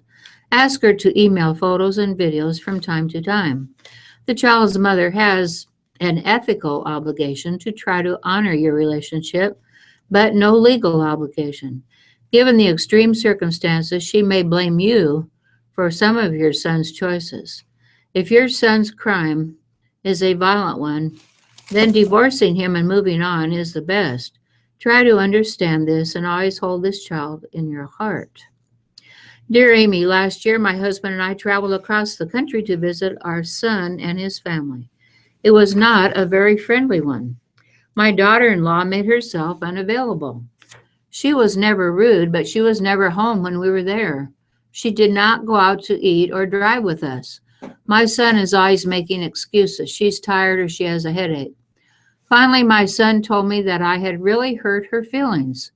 The first night we were there, I made a comment about how much weight I had gained. My daughter-in-law got mad. She assumed I was not talking about myself, but her. Nothing could be further from the truth. I have always had a weight problem. We were not invited back last Christmas, nor at any time. The problem is we have been invited to visit again and have bought plane tickets. I'm dreading it. What if I say something that sets her off? I always tell my son to tell her hello and send my love. She always seems to be not on speaking terms with someone in her family or neighbor. She's very sensitive. How can I handle it from Worried? Dear Worried, a week is a long time to be neglected unless you are being neglected by someone who is unpleasant. It is best not to expect anything from your daughter-in-law. You are her husband's parents. She may feel little more than an obligation. Ask your son in advance to be very frank with you about things you can do to make the visit easier. During your visit, be a great guest, maintain a low-key presence, and concentrate on building positive relationships. If your daughter-in-law chooses to stay scarce, don't take it personally. Be grateful. Oh. Yeah, and from the pulpit, from Reverend Don Paul. Standing by the water cooler, someone whispers, "Hey, what are people saying about me?" Your first impression might be, there's some issues here. A man named Jesus, who lived about 2,000 years ago and still does, once asked that question. Neither egocentric nor fearful of public sentiment, Jesus was simply examining his followers. Jesus' first question, "Who do people say that I am?" was a legitimate one. Some thought he was the ancient prophet Elijah or the recently beheaded John the Baptist come back to life.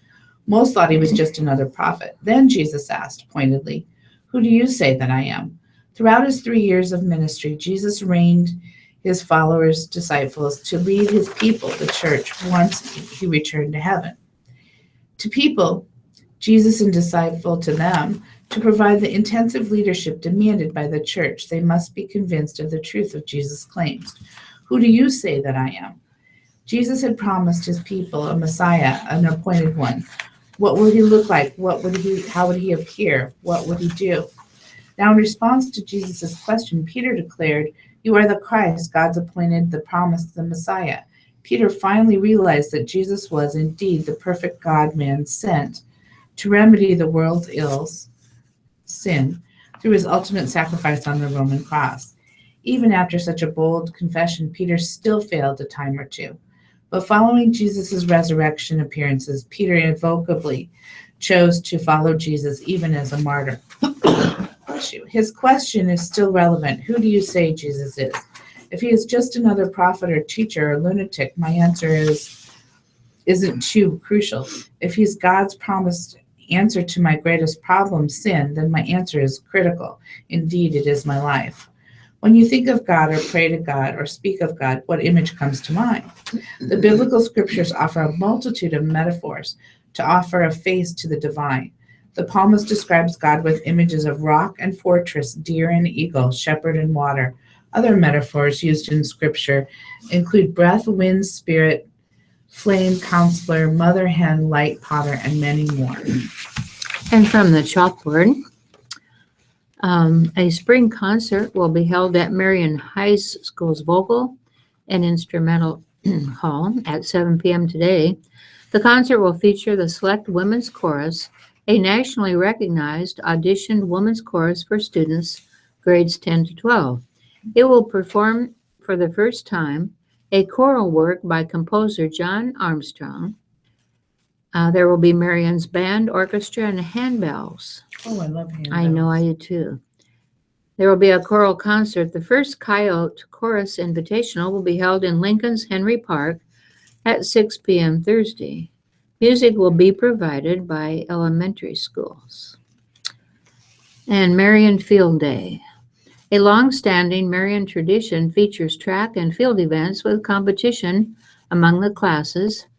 It took place April 29th.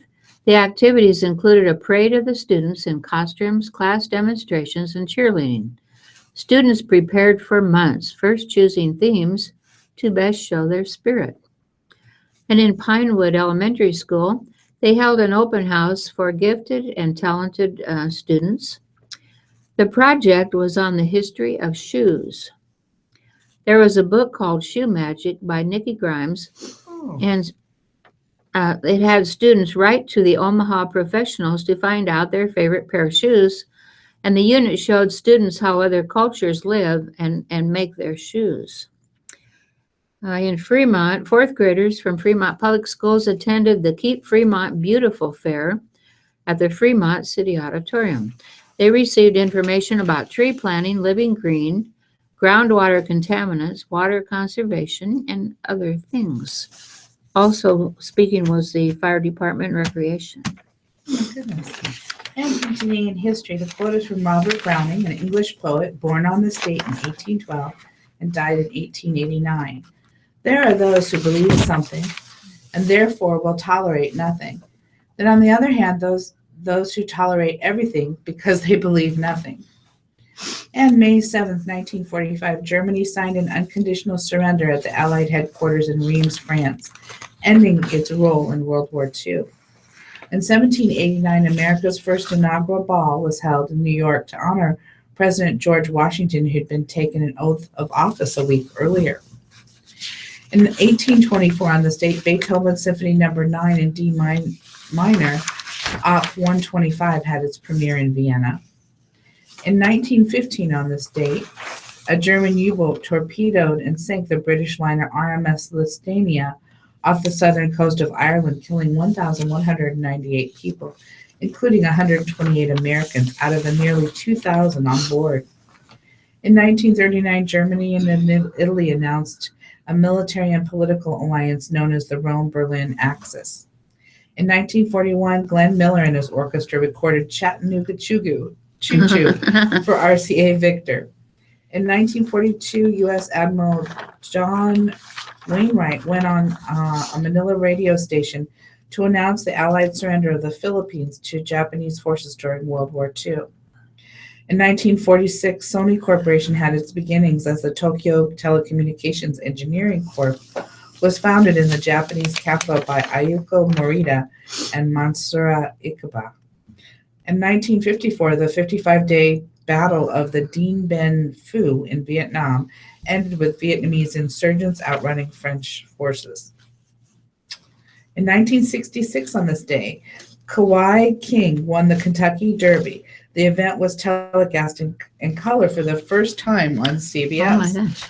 In 1975, President Gerald R. Ford formally declared an end to the Vietnam era.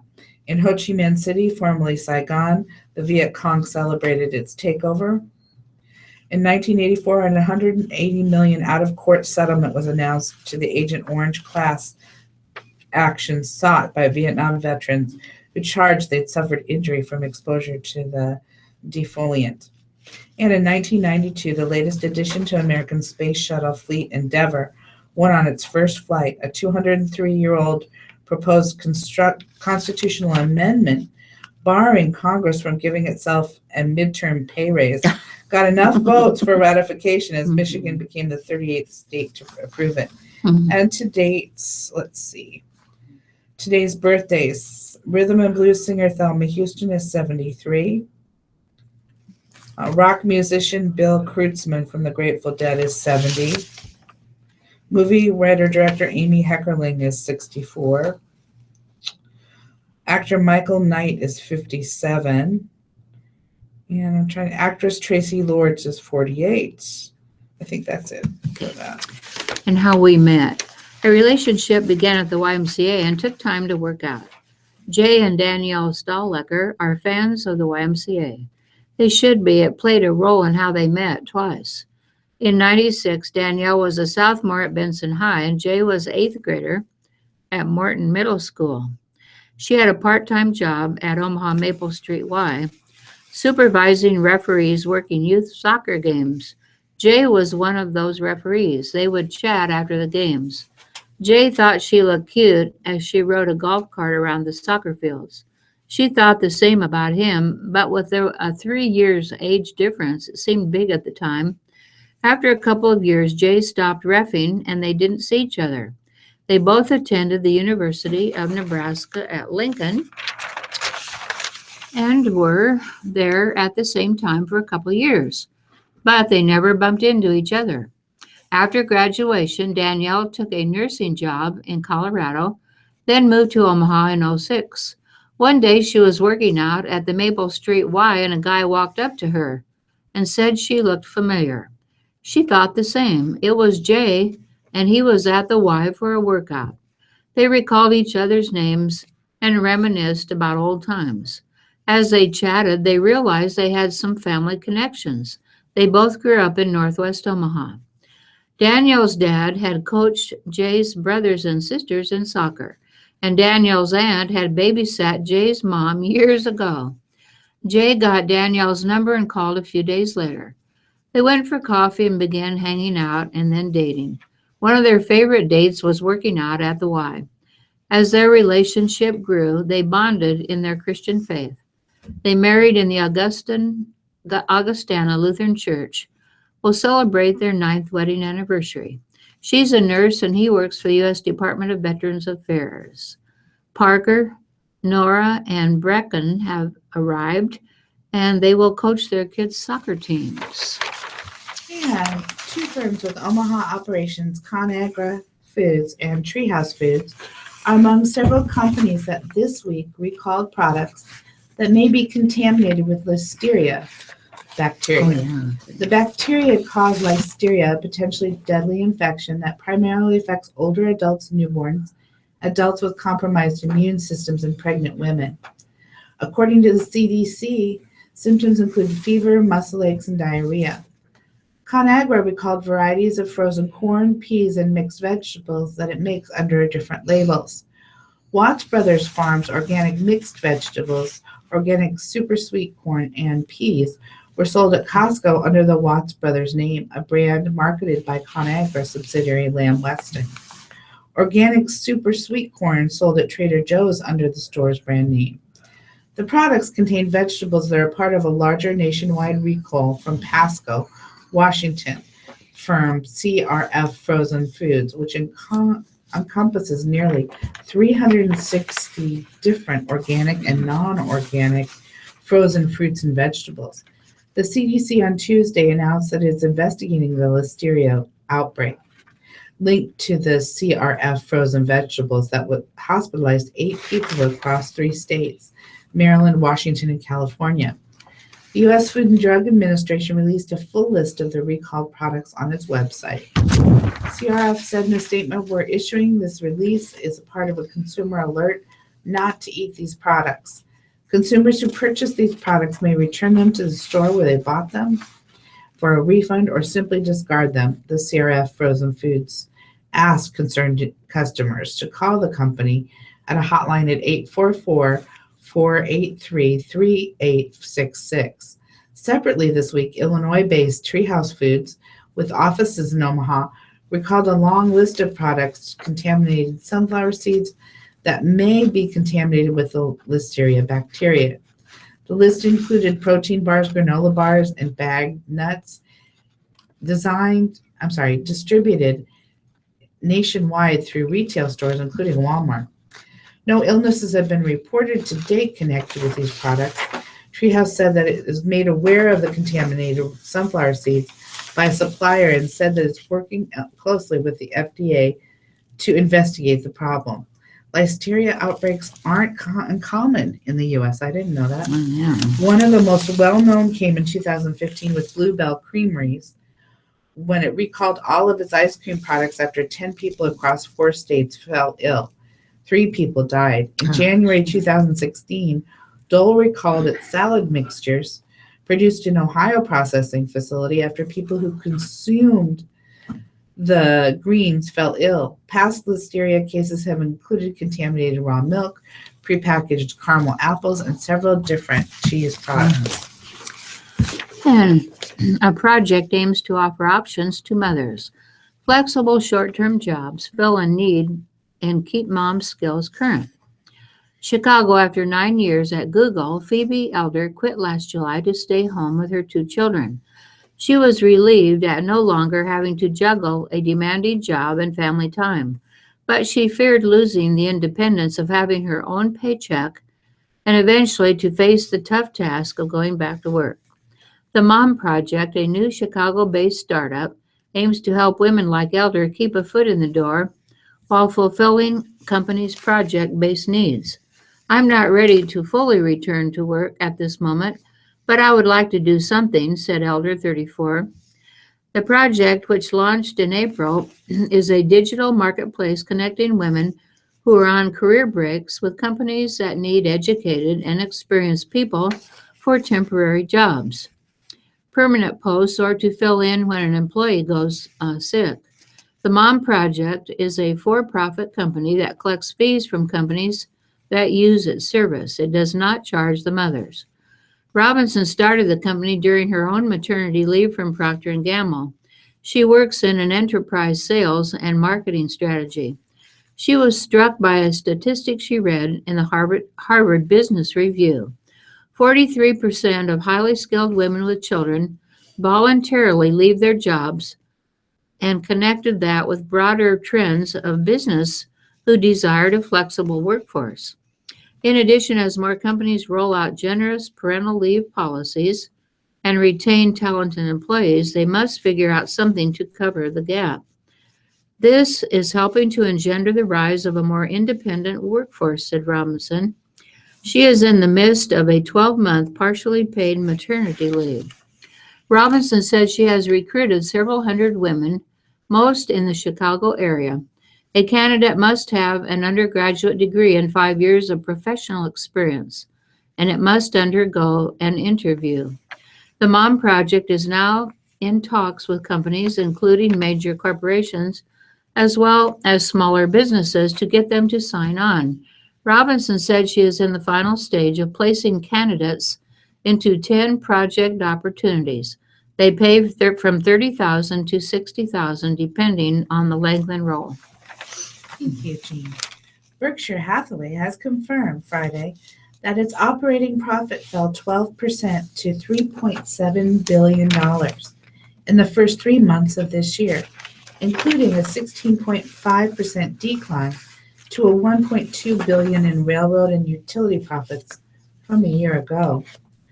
First quarter net income, which includes investment returns, totaled $5.6 billion, up from $5.2 billion the first 3 months of 2015. Berkshire Chairman and Chief Executive Officer Warren Buffett has said that the net income figure is less important to tracking the Omaha-based conglomerate because its investment gains and losses vary for reasons other than the performance by the company's separating businesses and operating businesses. For example, investment gains in the first quarter totaled $2.38 billion compared with $63 million the year before. Underwriting profit from Berkshire's insurance division, the premiums collected minus claims paid out, also declined by half. Buffett has said the company is writing less property casualty insurance policies because premium rates are too low in relation to the risk of claims payouts. Other businesses, including manufacturers, retailers, and dozens of other companies, posted a $1.57 billion operating profit, up 11.7 from a year ago. On March 30th, Berkshire had about 89 billion in insurance float, which is money held for future claims.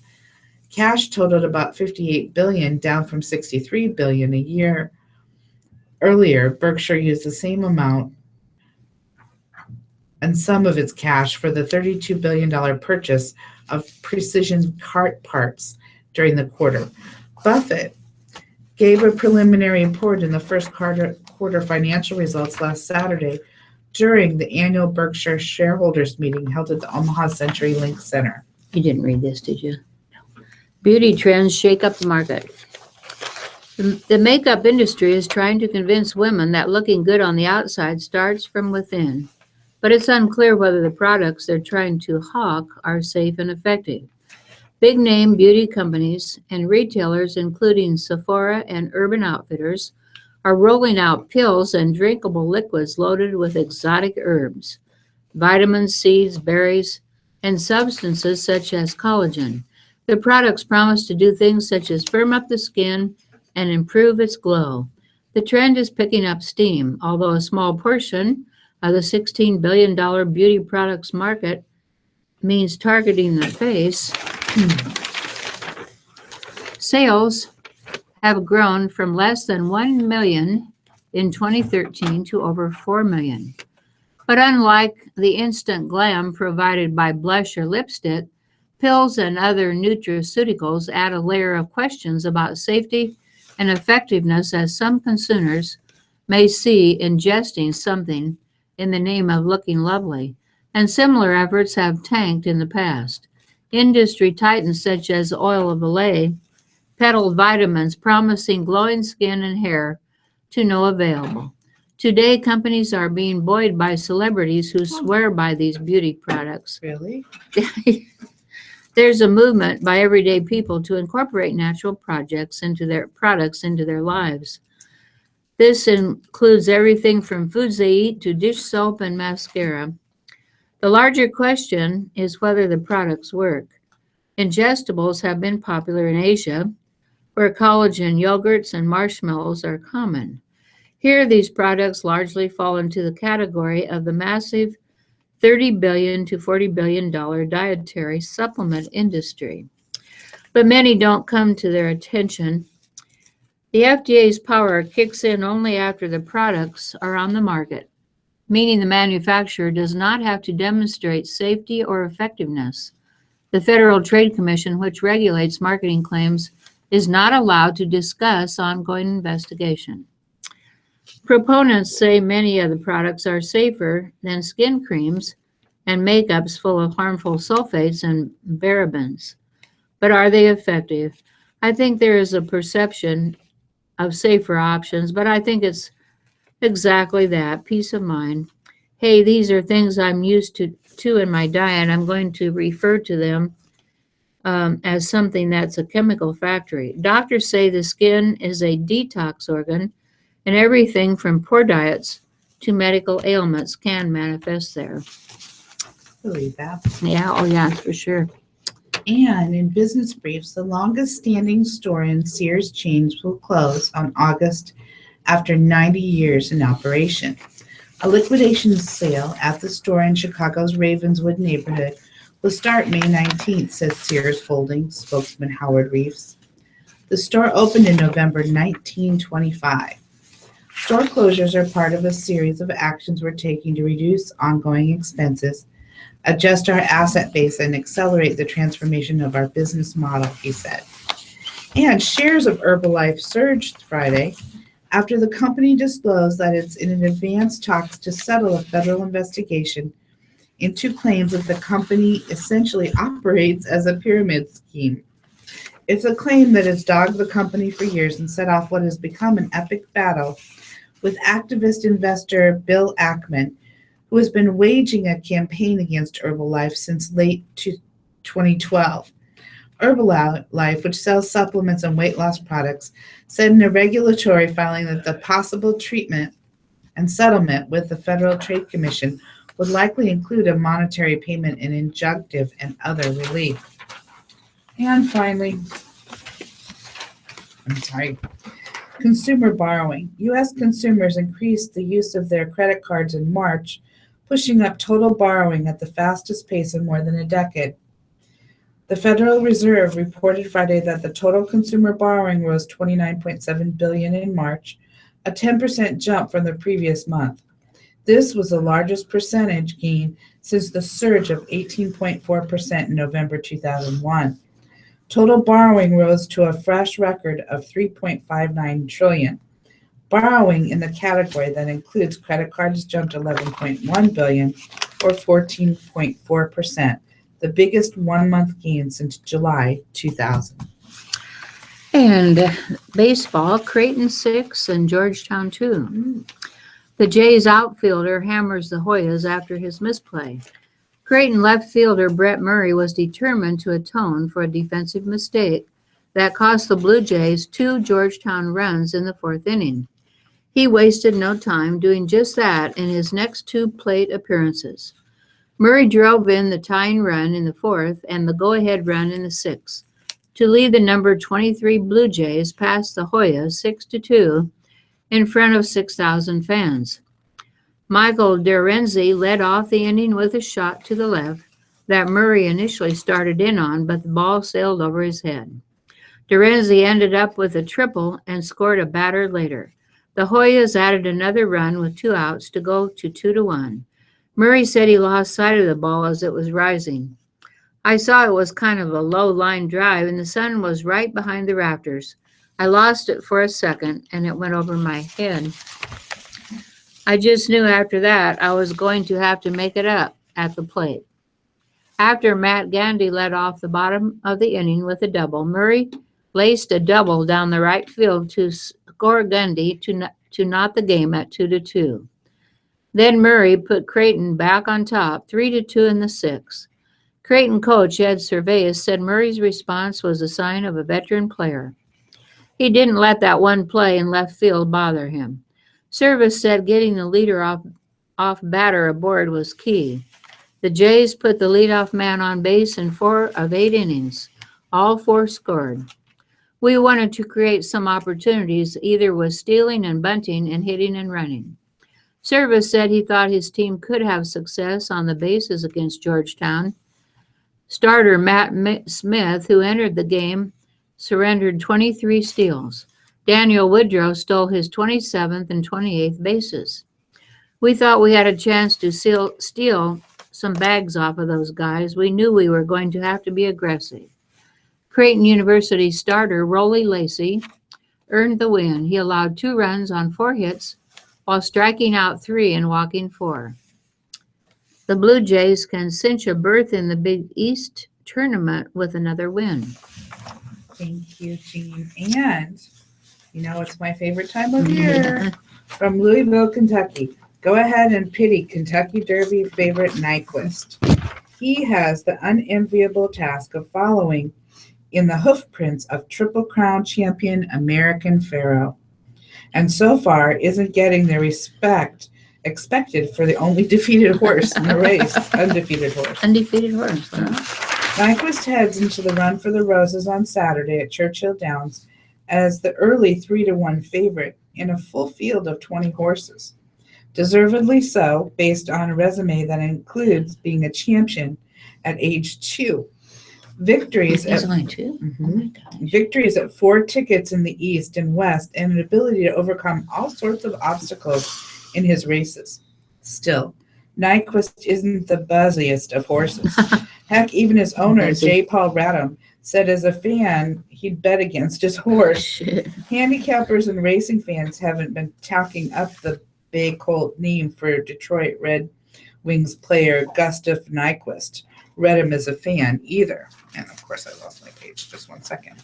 So Nyquist has won his 7 races, including 4 prestigious grade 1s, by a combined 15 lengths. an average of just over 2 lengths. Wow. He rarely does more than he needs to, and nothing dazzling. He tends to drift out in the stretch, which could indicate the distance he's run is about as far as he wants to go. He doesn't even have any markings, no blaze on his head, no white stockings on his feet. Plain old horse. His sire, Uncle Mo, was a juvenile champion and the 2011 Derby favorite, scratched the day before the race with an illness.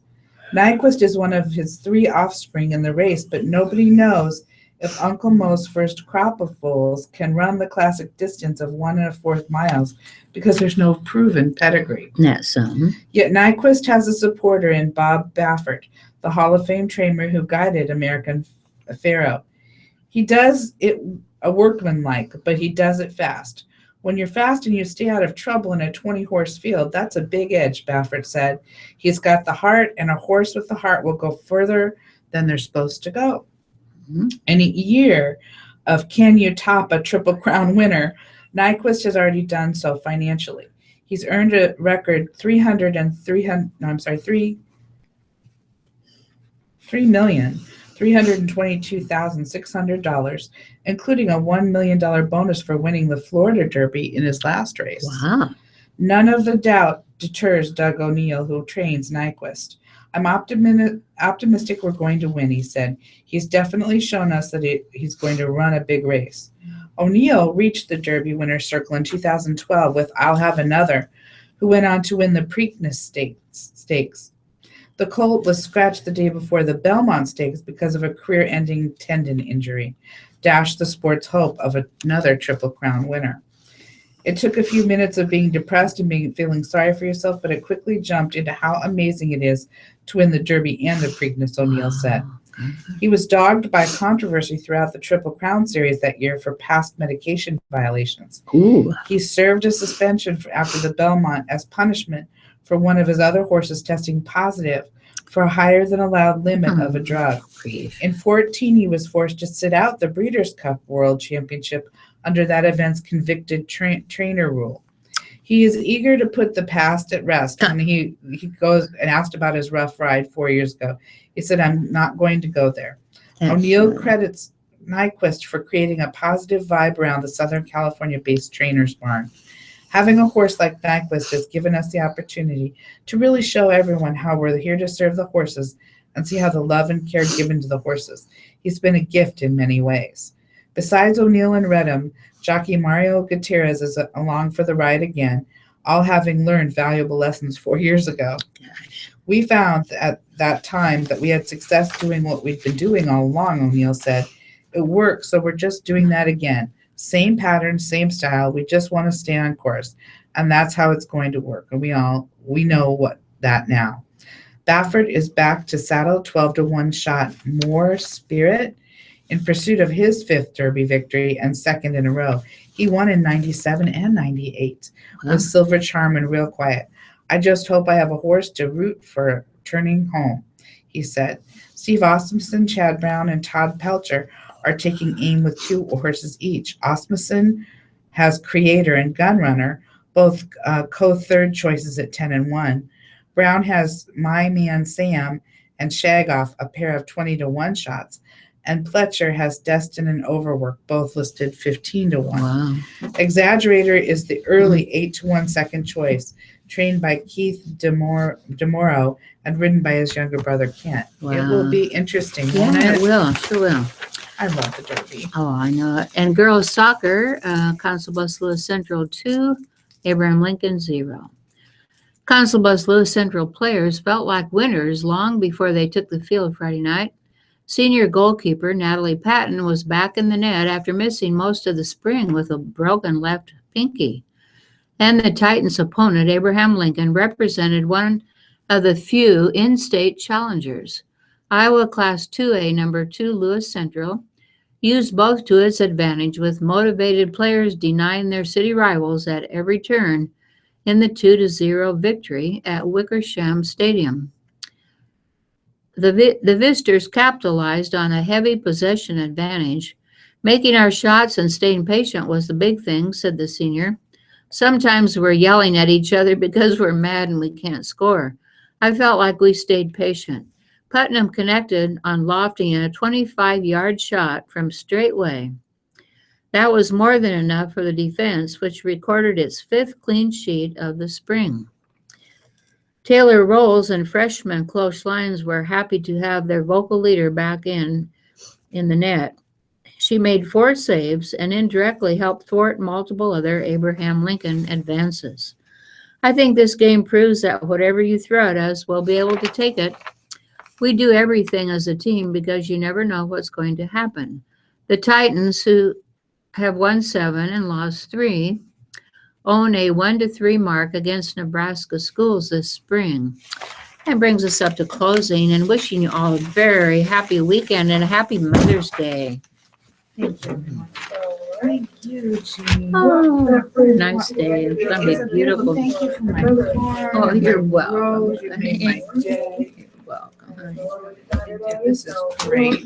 I'll have to walk down the street with my matching bouquet. You have to, isn't that so? That is I amazing. love this shirt. It's amazing. Hydrangeas are my favorite. They are beautiful. And I love those colors. They're beautiful. No, it's from reading. Oh, phone number. Do you have a new phone? I do. Do you want some soda? No, it's okay. Are you sure? Oh, yeah. Let me see. Oh, you sure you don't want May you soda? write it on the envelope? Oh, yes, that is perfect, because then I can just put it right on the side, because I always Okay. save your things. Okay. Thank you. Oh, good, she turned that off. It's too loud. Oh, That's honey, not- No no. soda? 2, 5, 6. Is that your home phone or your, that's everything? Yeah, it's a home phone. Yeah, I don't Okay. use my cell phone except So you for like your emergencies. new place, and how Yeah. about the washer and dryer, is it working? Wonderful. Every time I have some dirty clothes, I just throw them in there, right in the bathroom. Isn't that not, oh, it's in the It- bathroom? Oh, yeah, it's a long room. Oh, And I'm just moving in with you, Jean. It's got- That's what I'm gonna do. it's got the washer and dryers on this side, and then Okay. with the doors that shut. And then right across from it has a floor to ceiling shelves with doors that shut. So, So you have storage? yeah, right I have there? plenty of storage, and I've gotten rid of almost everything. But you could put your towels and Yeah, my towels and sheets and there. everything and Your odds and ends. Yeah, your bath things, Yeah. you know, nice. Yeah. See, I'm a person of very few possessions, and I've gotten rid of almost all of them too. You had a lot, I thought. I mean, you Oh, I were very felt like it, generous. You did But I that, was that's glad to good. get rid of them all. Just Oh, enjoy them, Thank you know. you so much for what you did. Oh, you're for us. more than welcome to You have those. no idea. I'm glad you're idea. enjoying them.